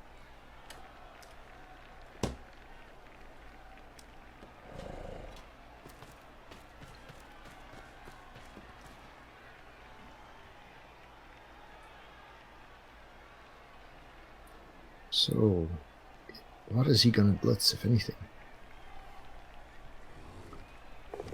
I guess the tackle white, the guard white would be the obvious blitz target here. Well, at least the Undead team get the bash here and try to take down some of these guys in the line of scrimmage first. And the armor breaks. If it proves to be more on the Undead side on this turn, then this will definitely be over. But I'm hoping for a little more fireworks in this semifinal. All Silsei has to do is stand there and hold the ball. Let the Necro take all the risks. Minimize their chances. I mean, it's what you said in our original cast, what I think almost nearly a month ago, where this is what you do against the players that come into the game, you know, for the first time. They always say, "Oh, I can't stand my luck. Why is Nuffle hate me?" But it's just one of those things where you're a veteran player, you make the other person do the roles, and eventually it's not going to work. Silsei decided against blitzing altogether, which I can kind of see because he wants his central formation to be stronger, but I would have still... Oh, no block! Wolf, punish. But at least this time the reroll works and gets an injury without even having to pile on. Straight up 11 into 11. Miss next. No regen. So that is definitely a good start. This is what RTSD wants to do every turn in order to whittle down those defenses and get to that squishy center with the ball. Yeah, and that's kind of what I expected to see from the werewolf, was just go in there, use the artillery, the mighty blow, and the piling on if necessary, but if not the piling on, then just tuck the werewolf back away and then just keep him safe and live to fight another day. And with that removal, I don't know if we're going to see a... I don't think we're going to see too much more out of this defense except for a little movement. It's got some time, but of course RTSD really wants to get moving as soon as he possibly can. Look at that zombie dodge like it's nothing. Oh, 4+ and another. dodges. Where was that 4+ dodge earlier when he needed it? With the 1-die blitz. Indeed. Yeah. Well, that was desperation anyway. Yeah, Nuffle looks into your eyes of desperation and he laughs at you. So can he get dice on the...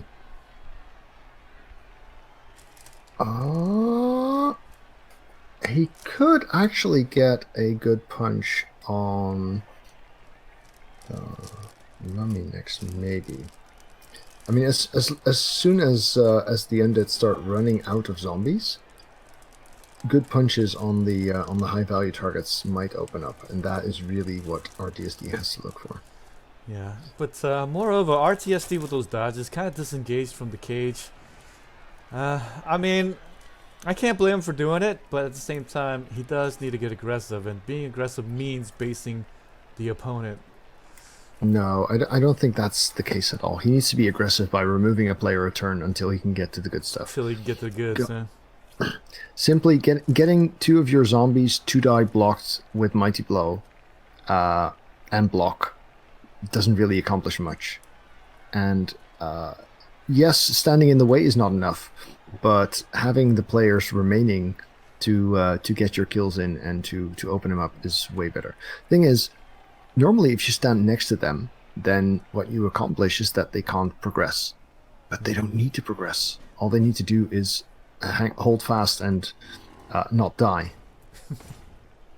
So Mummy blitzes the fleshy, but the fleshy is fine, and stand firm means that he's actually got a guard on a high value target now. So that wolf is already starting to salivate looking at that Mummy. Oh, you know he wants to get that hit in.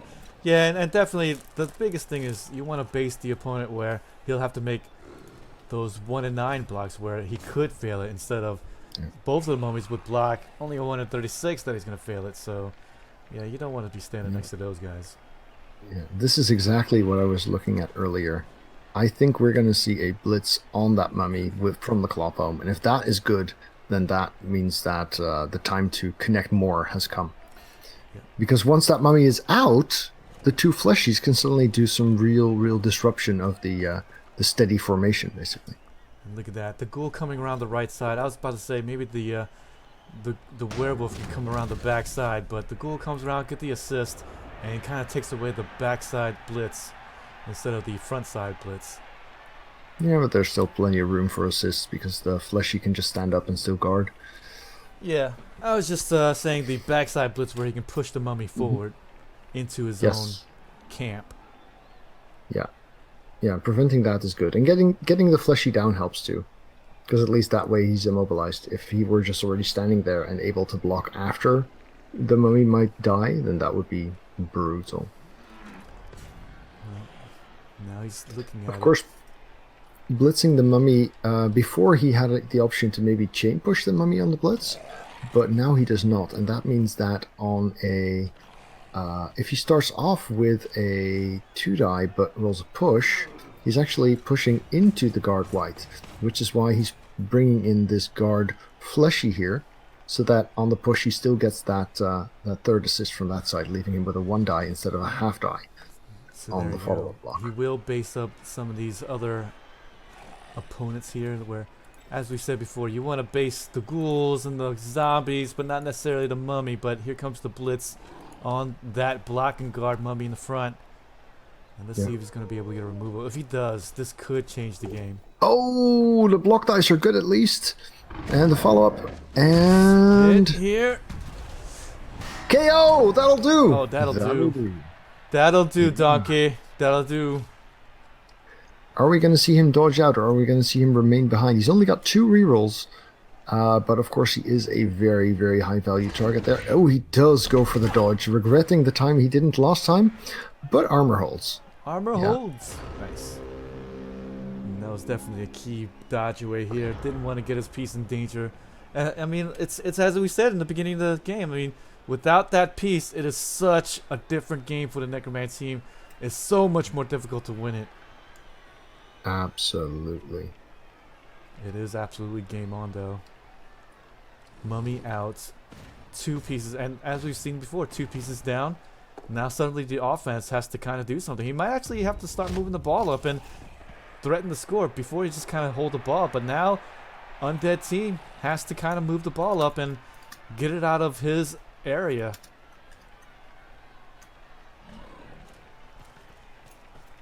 Yeah, so the basing that you were hoping to see earlier has happened now, and it comes at a much more opportune time.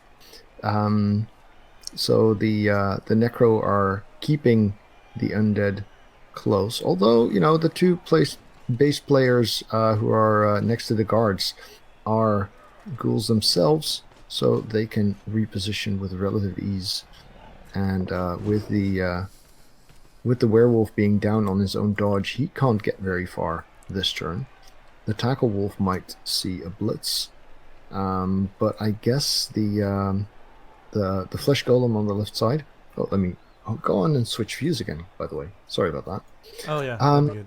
Because of course we want to take the perspective of the team that is receiving. Sorry, viewers.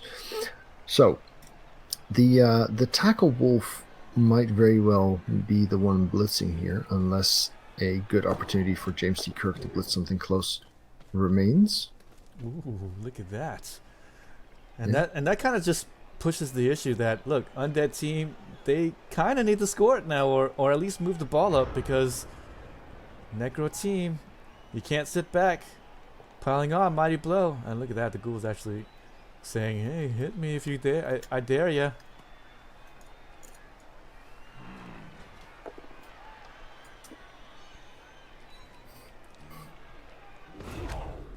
Necros has a small chance here. It's not an easy shot, but now he has a shot. And as we said before, I mean, or at least I have, I mean, it's just keep the head together in this type of match. I mean, how many times have I seen in the ladder where people just kind of gives up after the first half? Don't give up, guys. You could still win the game.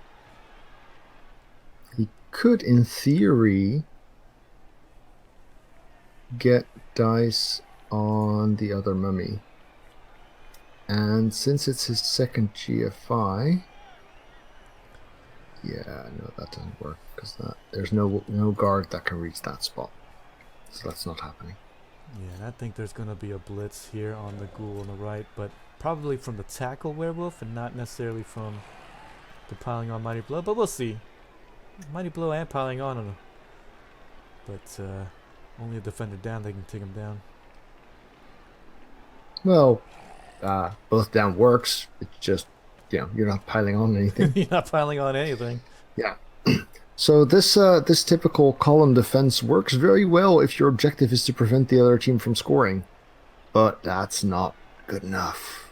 He's going to need to do better than that. So next turn we're going to see probably a lot more connecting from the Necro. He's setting up to do the hit on the ghoul, because that ghoul is all the way to the right side. You don't want to be out of position, I think. I think the tackle's going to do that. Yeah. I think the Klopom, well, he hasn't activated the Klopom yet, but I would expect the Klopom to get behind that Garter and actually have the tackle blitz the ghoul. Yeah, I would keep the mighty blow piling on closer to the cage, so that if I have a high value piece, then I'll blitz him instead in the next turn, but still use the tackle werewolf and hit the ghoul.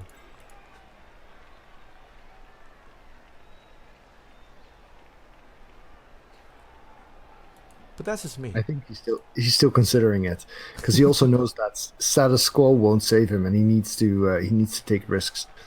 So fishing for a POW. Yeah, but I really don't like the play that would leave the Klopom that far from the value targets. Yeah, I mean at this point he kind of has to. I think he kind of has to, because piling on mighty blow, he can't get to the cage at the moment to get a nice blitz off, so he's just gonna have to hang back. And he also knows that the tackler isn't going to get a shot at the ball carrier next turn. Oh, he does. Oh, he goes for that one. He goes for the other one. Skulls. Both down. Both down, not good enough. Taking the push. Does he get a POW? He does not. Oh, gosh. James T. Kirk gets stuck again. Uses up a reroll. Might want to actually dodge out here, I guess. Again. Risky. No reroll. That right there is... I guess he wanted to attack the cage and get in there, but I mean... Yeah, I really don't like this. Against the ghoul, the block tackle is just plenty of value. Only a 30% chance with the defender down only. Yeah. And then, of course, you're saying, okay, well, do I want to use... He's got the frenzy, so he's pretty much got the inherent almost 50%, but then if you don't get either of those, it's kind of like, well, now what? Oh, boy. Yeah. So we could actually see Silsei do the mummy mighty blow block against the scariest wolf. Because if he gets that out, then Yeah, then the game's his so much position is a easier. lot safer. I could even see him pull back a little bit from here, keep his options open.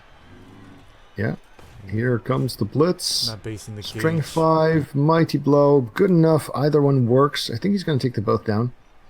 Better fouling and less engaging of the fleshy. Maybe. And this is the thing here where the Nope.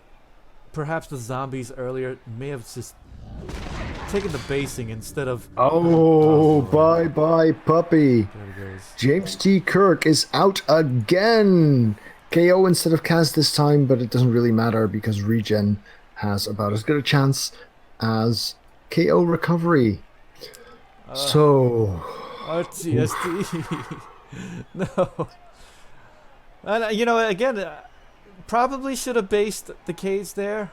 And yeah, it was a mummy, but at least it wasn't a free roaming mummy where he can get those blitzes off. And I'm sorry to say this, my British friends, but I don't think it's coming home. well, the French are going to be celebrating this one here, I think. Again. Again. So, we're going to see lots of high-risk balls to the walls plays from RTSD trying to force something to happen, even though he doesn't really have the means. Yeah, we're going to see more desperation plays, which is kind of fun because you never know, right? I mean, 6s are always a pass, 1s are always a fail. It could happen. But of course, don't you guys go away. More semi-final World Cup action to happen during taking on Ornan, Orcs versus Humans. The classic matchup. Hell, it's on the box, guys. So don't you guys go away too far. Plenty. Absolutely, of that's going to double. be awesome, and that's what we're casting right after this match, or about 5 minutes after the end of this match. Yeah. And of course, the day after tomorrow, Thursday, we're actually going to be seeing the final of the Blood Bowl 2 World Cup 2018, and that is going to be super exciting. $3,000 Pimp Gaming PC, Asus Republic Yeah. Gamers, the sponsor. And that PC alone is is worth way more than those $3,000. I mean, it's a monster. Yeah, well, let's hope that this time they give proper power outlets instead of just the European ones, because you know, I think the last time we saw the gaming PCs, they were built for the European power supplies and not necessarily for the North American ones. Ah, so you're saying they had proper power systems? I see. Oh, you guys across the pond, you guys are always a mystery to us. So Ghoul disconnecting. No need to rush forward and be a scoring threat. All he has to do is hang back and be safe. But he still Of has course, the if other you were werewolves. playing, I'm sorry. yeah, if you were playing an agility team, you might actually think, I'm just going to score the 2-0 when I get the shot. But with an agility 3 team, you really only want to do so if it's safe. The risk of a 1 in 9 on a handoff play is just too great to give away a position as strong as this one. So we might actually see a blitz on the ball here. Yeah, might see a blitz on the ball. 1, 2, 3, 4, 5, 6. So a 3+ with some GFIs from the tackle. Well, maybe the flesh golem takes down the white on a luck roll and then a blitz in. No, Through then there's the, still a ghoul? ghoul in the way. But I think if the golem gets next to the carrier by blocking the ghoul on a 1 die, yeah, you can't get that 1 die, can you? Because of the Yeah, tackle. was that darn guard mummy there. But But the tackle wolf does actually have an option. 1, 2, 3, 4, 5, 6, 7, 8. Yeah, he'd have to make 2 dodges down that flank as well. Yeah, that's not great. maybe a 2 red So die the- for the push. There's no great shots here, that's for sure. There's no easy shots, but I think I'd do it.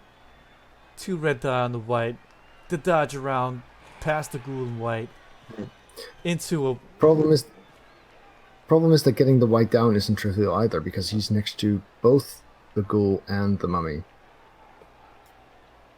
I think he's gonna have to whittle away instead of going for the daring shots now, much as he's going to want to out of his frustration. Yeah. I think peeling away defenses makes more sense. Oh, Very yeah. true. Very true. Oh, finally. See, the Spock knows how it's done. He's See? no Kirk. He's the brains of the operation, not the bravado. There we go. Get him down. No armor break, no problem. Still Oh. got tackle on the ball. On both ghouls, actually. And the white could come in and back that up. And then he's actually also got 2 dice on... 1 die on the mummy, but he can get that up to 2. That is actually quite some pressure there. However, if that fails, it does leave the right flank woefully undefended. So we're probably going to see the Sure Hands ghoul swing around to the right to protect and advance from that side. It's good plays here, so nice and strong. Gonna Yeah, keep it. here comes the white. Gonna keep This the is now- pressure up. That's good stuff. Yeah. This is now a 1 die because of the tackle. White still anti-assisting, but a zombie could turn that into a 2 die against the mummy. I have to say, this is... I mean, he's only still going to be up 1 person here, the Necromancer team, but he's got to make it feel like 20. And he's doing it at the moment. Flesh golems, great spots here. Withstand firm even. Always a difficult time to deal with if you're trying to move your guys around. Werewolf, white, in Yeah. good spots. He's probably going to have to end up dodging it himself. Yeah, I really like the tackle on the 2 ghouls backed up by the Garter, but if the mummy doesn't go down, then the Garter's not going to stay there, which makes it way weaker, which is why I expected the 2 die on the mummy. But right now it looks like it's not going to be that unless he is willing to make a GFI with that last zombie. And I like Oh, the... he makes it a 1 die on the Oh, ghoul! 1 die on the ghoul, and actually is going to reroll that, so no more rerolls left for RTSD. And I can't blame But him this there. does mean that he's got guards and stand firm and tackle onto the ball right now. Yeah, unfortunately going to get a little bit nuffled there, so we'll spend the last reroll. Pretty much a force, he had to do it, but he's in a great spot now. Yeah, his 1 dice have not been very great. Are we going to see a foul? We're going to see a foul. Nice. He has to turn things to his advantage, but no, a 6 is not Nothing. enough. Nothing. Needs more assists. I like that right there as well. I mean, just take away the options, the ghouls for the Undead team. They're the ball carriers, and they can do daring plays if need be. I think we're going to see an escape play from Silsei. As you know, at least RTSD has given the pressure and trying to make it to where he has a chance at the ball. If he fails his dodge, then it could be the touchdown the other way. He does have the option of 2-dying the tackle wolf, which makes the ghoul a lot safer. Yeah. The alternative would be a blitz. No, yeah, so he's going for the... I guess it makes sense because he doesn't need to score. So then the guard white is probably blitzing this. Yeah. And then the ghoul at least has the dodge reroll to get away from the scary So fleshy. now he'll have his 1 in 9 failure instead of the 33% failure rate. Nice. And the tackler being down means that he's got way more safe spots to go to as well. Does he still have movement left though? Yeah, he's got 1 movement left to make sure that the spot where he would fall down if he does fail is at least a little bit safer than it was. Yeah, And then he still has some other... he's gonna dodge this pressure here, but I mean, he's still not out of the woods. I don't know why everyone gets a giggle out of that. But yeah, he needs to keep that ball safe, and Undead team, not really many places that he can kind of go to at this point. Except for back. Yeah. So this is... Yeah, he's gonna hide behind the guard or the tackle guy. tough time for Silsei now. He needs to take a couple of risks. But we've seen Silsei succeed because he just kept making his 1 and 9s before. I think. Oh! Oh no! And stun. It is on. RTSD might have a shot at this right now. The 1 in 9 deserts Silsei at a crucial time. Ball is on the ground. The Necro have 4 turns to score to get their steal going, but they do not have a reroll. Their Sure Hands Ghoul is very far away from the ball, so he's not getting it. Nuffle gives Right. and Nuffle takes, and here Nuffle gives RTSD a gift. Can he take advantage right here? Oh, that's going to be the question, and I think he can. Should be able to at least get that, at least one of the whites away, and then a ghoul pickup maybe. Gonna have to do some dodges himself, but hell, I mean, at least it's not, 2 red dice into, 20% chances of success. I like this. Chain pushing his own fleshy into position to knock that white off of the ball. That is very, very nicely done. Still leaving him a 2-die here, but that would push someone onto the ball. He does have the ghoul free. Good push combo. RTSD showing why he's in the World Cup. Able to spot these little things that can help win him the match.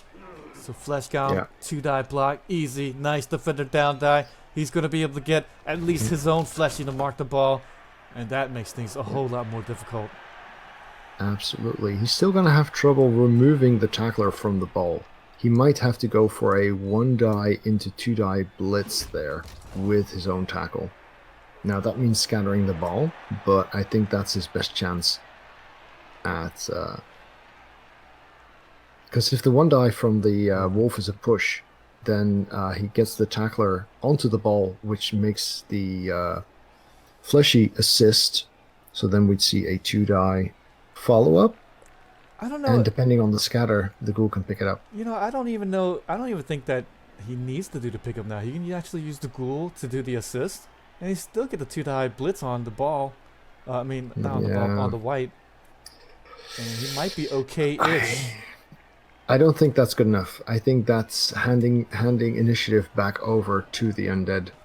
Oh, it is what he's doing, though. Yeah, I don't... It is what he's doing. Because why risk the 1-die and put your tournament life right there? I suppose the wolf could pick it up after the 2-die. Well, and not only that, it gives an extra mark on the ball. So, I think it's pretty solid. And the Push, and 2-die then now is you a don't push. have to push him into the ball. There you go. Yeah. Not good enough, Just a couple though. pushes, but he does remove him off the ball, and that's going to be nice. Are we going to see Spock dodge to try the pickup 3+3+, or are we going to see him try to maintain position of strength on the ball? Yeah, and that's the troubling thing with Frenzy, right? You have to follow up. Yep. I don't think he tried for the ball pickup now.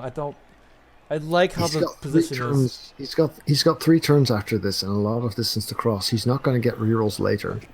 But he does choose at this to point, remain in though, place. playing for overtime, not such a bad idea, right? So. Yeah, well, he needs to play for overtime. That's why he needs to get that ball across.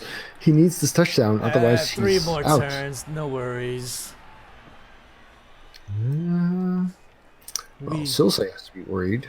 RTSD's, if anything, he's got balls. Well, it's on the ground right now. Well, yeah, balls on the ground. The proverbial balls. Ghouls have a 1 in 9 shots, an 8 in 9 shot of dodging towards the ball. Can't really get an assist against the wolf without dodging out his white, though, and that's gotta hurt. The dance is on. I love it. This is not easy. We thought that Silsei was going to be having an easier time, but boy, this is not whatsoever. And it's really due to James T. Kirk getting a couple of removals. Well, he's also been a bit of a letdown, which is why there's no more rerolls. Yeah, a little bit. But yeah, he is where he is due to some removals. I guess we might see a blitz from the Blodge Ghoul against the Rookie Ghoul to then set up an assist next to the ball.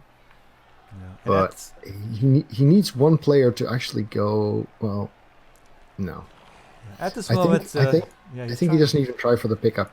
Yeah, well, if anything, he's doesn't trying to get some sort of blitz into either the ghoul or the werewolf, or maybe just get the 2-die on the werewolf with the white and push him into the ball for a scatter, if anything. Yeah. Yeah, but for the white to get a 2-die, he'd have to dodge out his own white. Now, he does have the rerolls for that, of course, so it's less scary than it would be for RTSD. Yeah, maybe that's not bad. That's right, Kabusta. I always stick to the 300 plan. Never give up, no surrender. Okay, first dodge is good. This would have been the best player to pick up the ball, because he's got Blodge. But he was also prone, so he was the worst player to leave until the end for getting up. No, I really don't see the ball pickup try here. I think he's just going to try to mark it up. Yeah, it would have been possible on a 4+ after a block and a blitz, but Yeah. this... Yeah, he's just yeah, gonna here mark it comes in. the... No, he might... Ooh, 2-die. Push. no knockdown. Ball scatters. Yeah. The ghoul If is this had been a open. knockdown, then the goal might have... Oh, that's Ooh. a good bounce. No, no, yet, no, yet.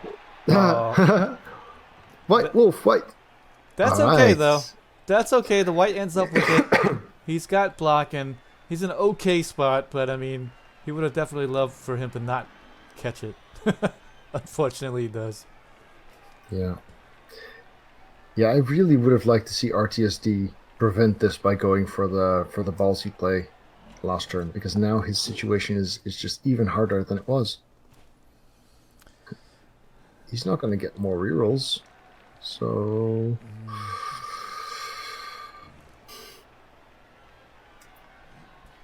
Tough situation for RTSD. Silsei did find the 2-die on the werewolf, so that made it a whole lot easier choice, but still in it. Like I said, starting off with the guard white dodging made it possible. I don't know if I like that ghoul move up to base the flesh golem there. Yeah, it's fine. That flank is safe.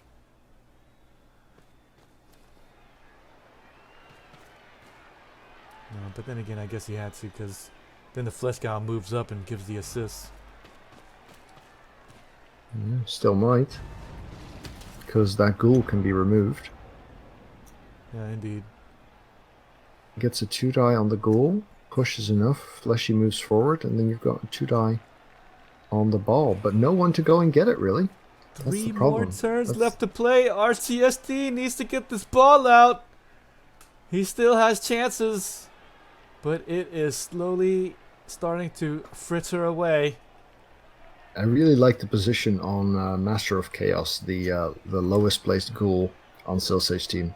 He makes it very hard, even if there is a steal or a knockdown on the ball.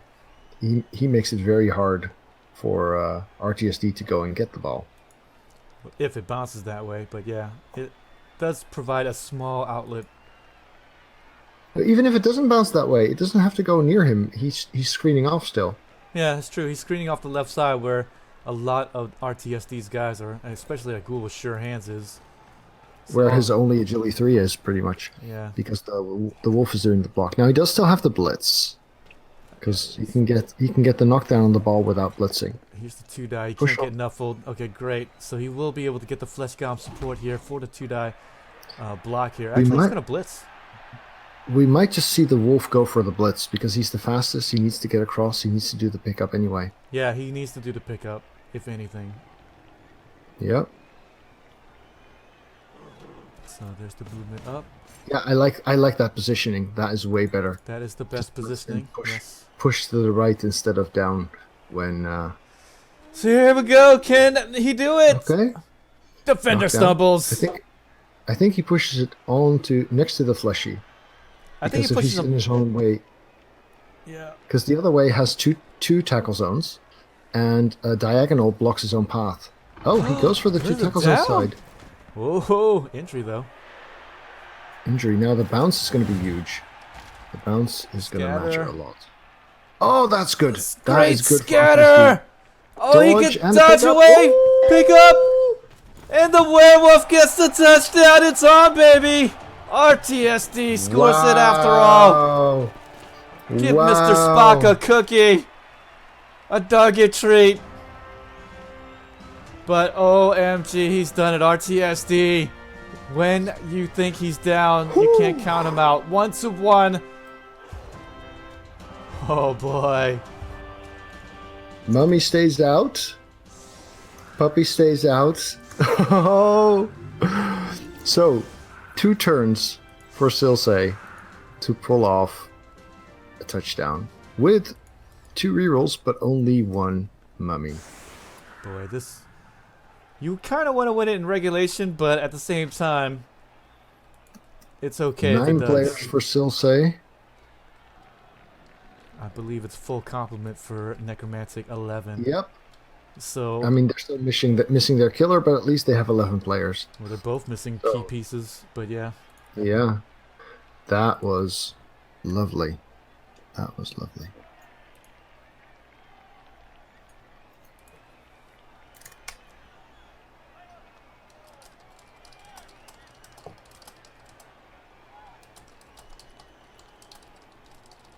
All right.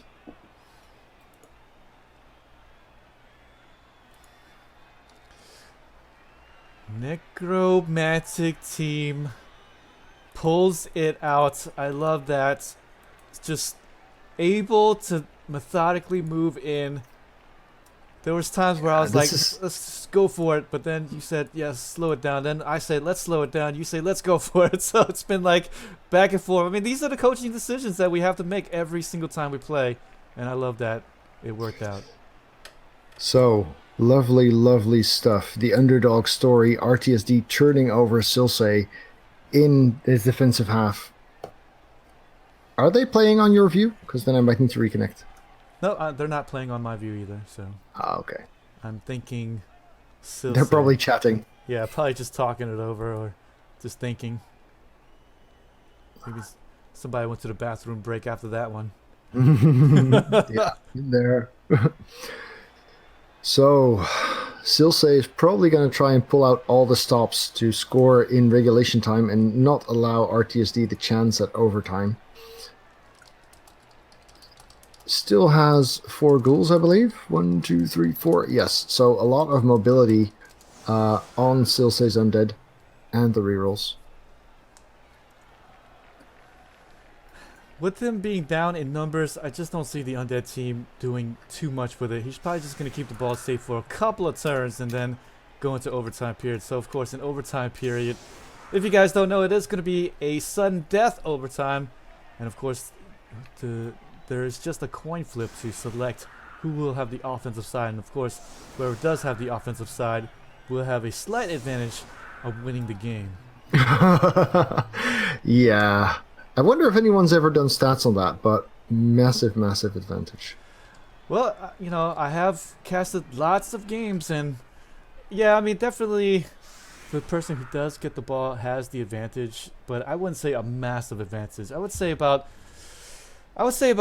maybe as high as 70% of the time the person receiving it will win the match, but it's not that good. So, high kick again. Potential for out of bounds again. Yep, and that's too bad too, because would have loved to at least had the pickup, but he catches it. I think bounce out would have been better for him than catching it there, because he needs to cross a lot of distance in 2 turns. We're gonna see Undead try and pass. But are we? I just don't see it, especially after that catch now. I don't think he's gonna do it. Necros are gonna rush with the werewolves, or 1 werewolf, and Yeah, why risk it? Oh, he's gonna use the reroll there. that's reroll. Yep. Oh, Yep. no. Well, He the really reroll- doesn't want this to go to overtime. This might, if it does go to overtime, he might regret using that reroll right there. Yeah. So it's important to know, for those of you who don't know knockout style, rerolls are not renewed for the third half. They remain the rerolls that you had, which is 1 for Silsei right now, after that double skull, and 0 for RTSD. More importantly, or also very important at least, if no one scores in overtime, then there are penalty kickoffs where your remaining number of rerolls form a bonus which alter the probability of winning them. Goes for a GFI. He's definitely pushing for a score. He's pushing it. This half. Yeah, so That GFI before moving the ball, though, he did. Not moving the ball at the start of this turn was very, very scary, especially after that double skull, having to GFI without doing anything. Oh. He's going for it. Silsei is saying, I don't want to go into overtime period. I am going to hand it off and then likely move down the pitch and pass it down to the other ghoul, maybe in the last bit. But we'll see. The white is not a touchdown threat, though, is he? 2, 4, 6, 8. No, so that ghoul is actually the only touchdown threat Silsei has right now. And that's very easily blitzable. I don't even know if you should hand it off yet. The other ghoul could move up the center to form a second touchdown threat. So it is a blodge ghoul, though, but yeah, he thought about it. He was thinking about handing it off to maybe the blodge ghoul, so that he's a little bit safer, and he might get blitzed, but he'll have a chance to maybe still throw it at the end. But in the end, Silsei is just thinking, no, I'm going to hold the ball. He wants the ghoul who has the ball now to be just clear of getting marked by Mr. Spock, the tackle. Only one receiving threat, though, so... Yeah, well, if the block on the LOS is good... no, that actually blocks as well. Yeah. That's harsh. I would have liked to see a 2-die on the line, and then a dodge through... Oh boy, I'm surprised to see no GFIs with that ghoul to get on the 6. You know what I mean? He should have at least put him there to at least have another shot. 1, 2, 3, 4, 5, 6, 7. And then 2 GFIs. He was in range if he put him on the 6. Yeah, he should have... well, not the 6. Should have tried to get a second touchdown threat, I guess. Yeah. Could have dodged through the center, would have also screened off. Because now all RTSD has to do to be guaranteed his way to overtime is roll 2 dice with tackle on the goal, potential for a GFI follow-up 2-die. I guess this white could actually still get chain pushed into touchdown range if Silsei doesn't do something about that. That might be what the play is here. He knows that the ghoul will get blitzed with the tackle werewolf even. Yeah, to be honest, I don't like the guard guy standing up there. Because if he dodges out, then there's no chain push.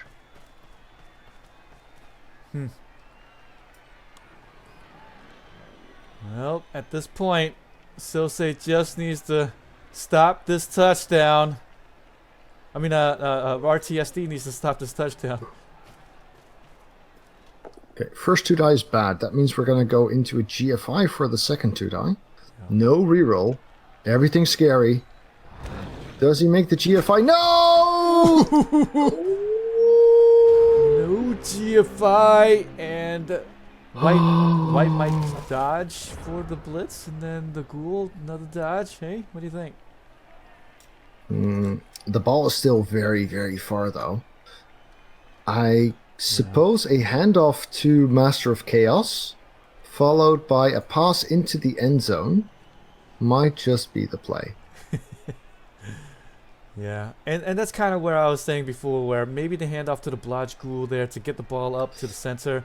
Sure, he might get blitzed, but yeah, who cares, right? Just you have a chance, and if you're going for it like this, then you got to make these kind of scary moments. But he's still able to hand off to the ghoul up front, the blodge, and still get the pass up, cast off. But now you have another roll that you have to make at the end. At least there is no scoring threat from the Necro. So Silsei can afford to take risks on this touchdown attempt turn 16. That helps. Yeah. And what Silsei is thinking about right now is just, how do I do this with as little risk as possible? So that's what he's thinking about at the moment, as he is going to try for this touchdown incoming.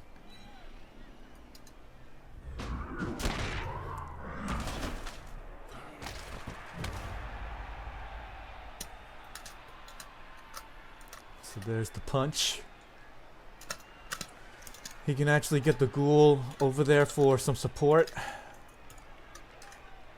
if need be. Yeah, so we could see a blitz onto the fleshy so that he doesn't have to catch it in the end zone. But a blitz onto the ghoul, the sure hands ghoul is in the way, would make sense as well. Yeah, the ghoul, yeah, that ghoul right there is moving. Can come over the top. Yeah, there we go. GFI. Yep. And now we're gonna see the 3+2 die blitz. And could be the ghoul who's blitzing to still catch it in the end zone. But then he would have used the other ghoul for that. No. So that's not happening. I think the pass is going to be a pass against the tackle zone, because that's easier to make than a 5+ pass from moving to the end zone. So it's going to be against the tackle zone catch. No, he is going for the 2 die, gets the POW, which means he doesn't have to follow up and dodge back out or make an extra GFI. So, moving 1 GFI into the end zone makes it. So then this goal could pass from here. That's 1 GFI for a 4+. So we're going to see a handoff. Yeah. So a handoff into a big pass coming up. Yeah. Will the semifinal end? Ah, so exciting! So exciting! No, I think he needs to do 2 GFIs here. 2 GFIs for the 4+, maybe? No, 1. No, 4, no, 2. I think it would have been 1. Okay, 1 from the other side. Well, you just 1, yeah. So there you go. Oh, 4+ into the 3+ catch. Nails it. Silsei gets the touchdown. 2-1. Yeah. This game's over. Oh, that was spectacular. Silsei might as well just do it at the end. Oh boy. Now this is a drive that does really validate the 4 ghoul option. Having to score in 2 turns is definitely the kind of situation where the 4 ghouls really come in. Nice job from Silsei. So there is, of course, still a 2 frenzy movement 8 option for a 1 turn. There's also the possibility of a riot, but it looks like it's Silsei with the Frankable stars going on to the grand final. But don't forget, though, there's still also a 1-move touchdown try, if anything. So Werewolf 8 movement allowance, and hopefully RTSD will do a lot better job than he did in the last game. But I mean, you never know, right? 1-move touchdowns, not easy to do whatsoever. And if anything, when you're playing to stop a 1-move touchdown, what you try to do is you try to give your opponent a new look to stop the 1-move touchdown with. To be fair, with only 1 scoring threat that was blitzable with a 2 dive with tackle, that should not have been a touchdown. I bet RTSD is banging his head into his desk right now. So frustrated as his werewolf, needing the frenzy once more and then failing the GFI. Yeah, that's gotta hurt. That had to hurt. Yeah, the werewolf failing the GFI. Should have gotten at least a 2 die. He would have taken them both down if necessary. Well, actually, he would have, because that's a block werewolf, but still. Oh boy. The drama. That's why we play Blood Bowl, ladies and gentlemen. You just never know. And right there, Silsei, I mean, these are the moments we live for when we do play it. Unfortunately, RTSD might be the recipient of the other side of that type of play. Regardless, I'm very glad that we got to see some massive excitement in the last couple of turns of this game. Yeah. No dragging out for the 1-0, but rather the aggressive counter score and the the desperate 2-turn. Two. Really, really happy to see that excitement. Yep, I was a little bit saying that perhaps he would just hold back, but Silsei able to change gears and just put the put the pedal to the metal and make that 2-move touchdown. Man, came out to play today. I can already hear the fans gearing up to riot.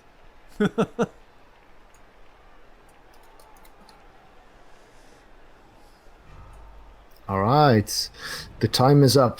The setup is fixed. Now, one turning against strength 5 is of course not trivial. One turning without a reroll is not trivial. He does have the sure hands on the ghoul. One move touchdown or riot. Yeah. I hope like crazy RTSD has studied the 1-move touchdown tries, because he's gonna need it here today. He does have the frenzy, but only one that he can use for this, because the other is already the movement 8, of course. Well, he doesn't even necessarily need to use it. It's obviously easier if he did, but I mean, yeah, I mean he's got a frenzy piece. I think relying on the frenzy makes a lot of sense here. You could even start your 1 turn by 2-dying the zombie in the middle, 1 square to the side, and then into your formation with a block action. Yeah. Because then you still have your blitz to use the guy who has the ball to actually blitz free of the guys in the back or something. Yeah, for sure. It's going to be hard no matter what. Agility 3. And RTSD is actually putting the claw werewolf right in front of the mummies, just in case the 1-move touchdown doesn't necessarily work out for him. So as you can see, he's already kind of... Yeah, well, if it doesn't work, then it doesn't matter. Then these players are done. They're never coming back. Yeah, resurrection mode too, so it doesn't even matter, but still. Yep.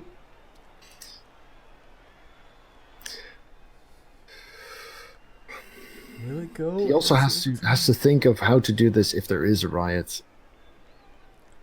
Yeah, that is also something to consider. You have to think, what if there is a riot?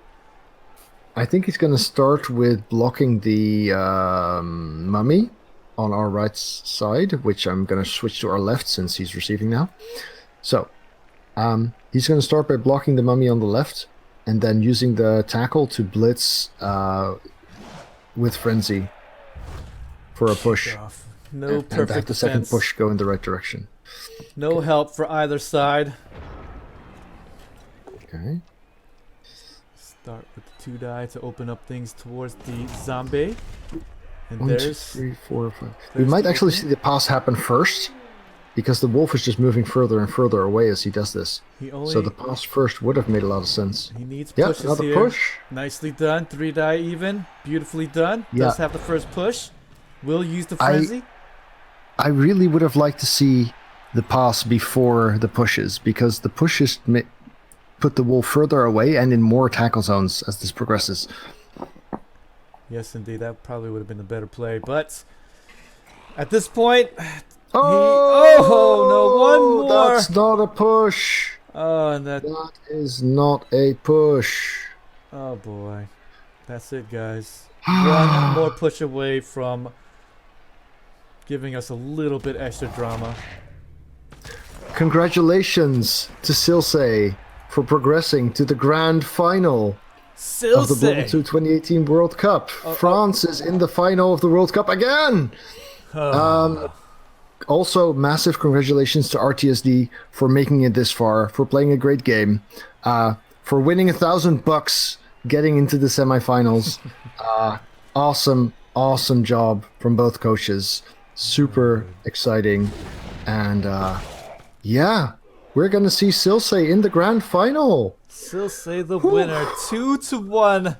And as you can see there, the armor breaks not necessarily being there for the Necromancer team, actually out blocking the Undead team, but still a couple of injuries, was able to stay into it, but in the end it was the 2-move touchdown, the ballsy plays. That's what it is in Blood Bowl, just having balls.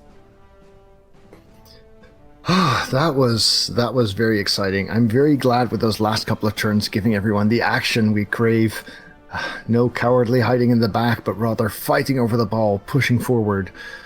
That was super exciting. Yeah. All right. Massive thanks to both coaches for playing a wonderful game. Massive thanks to Aces Republic of Gamers, the sponsors. That means that Silsei goes home with an incredible computer and at least $1,500, and that's if he loses the final. Don't go anywhere though, because we are going to be right back with the second semi-final match, where Duran's Orcs are going to be facing Ornan's Humans. All right. More Blood Bowl action, guys. This is the VG Pierce, and he is the Sage. This is the Sage. We'll be right back.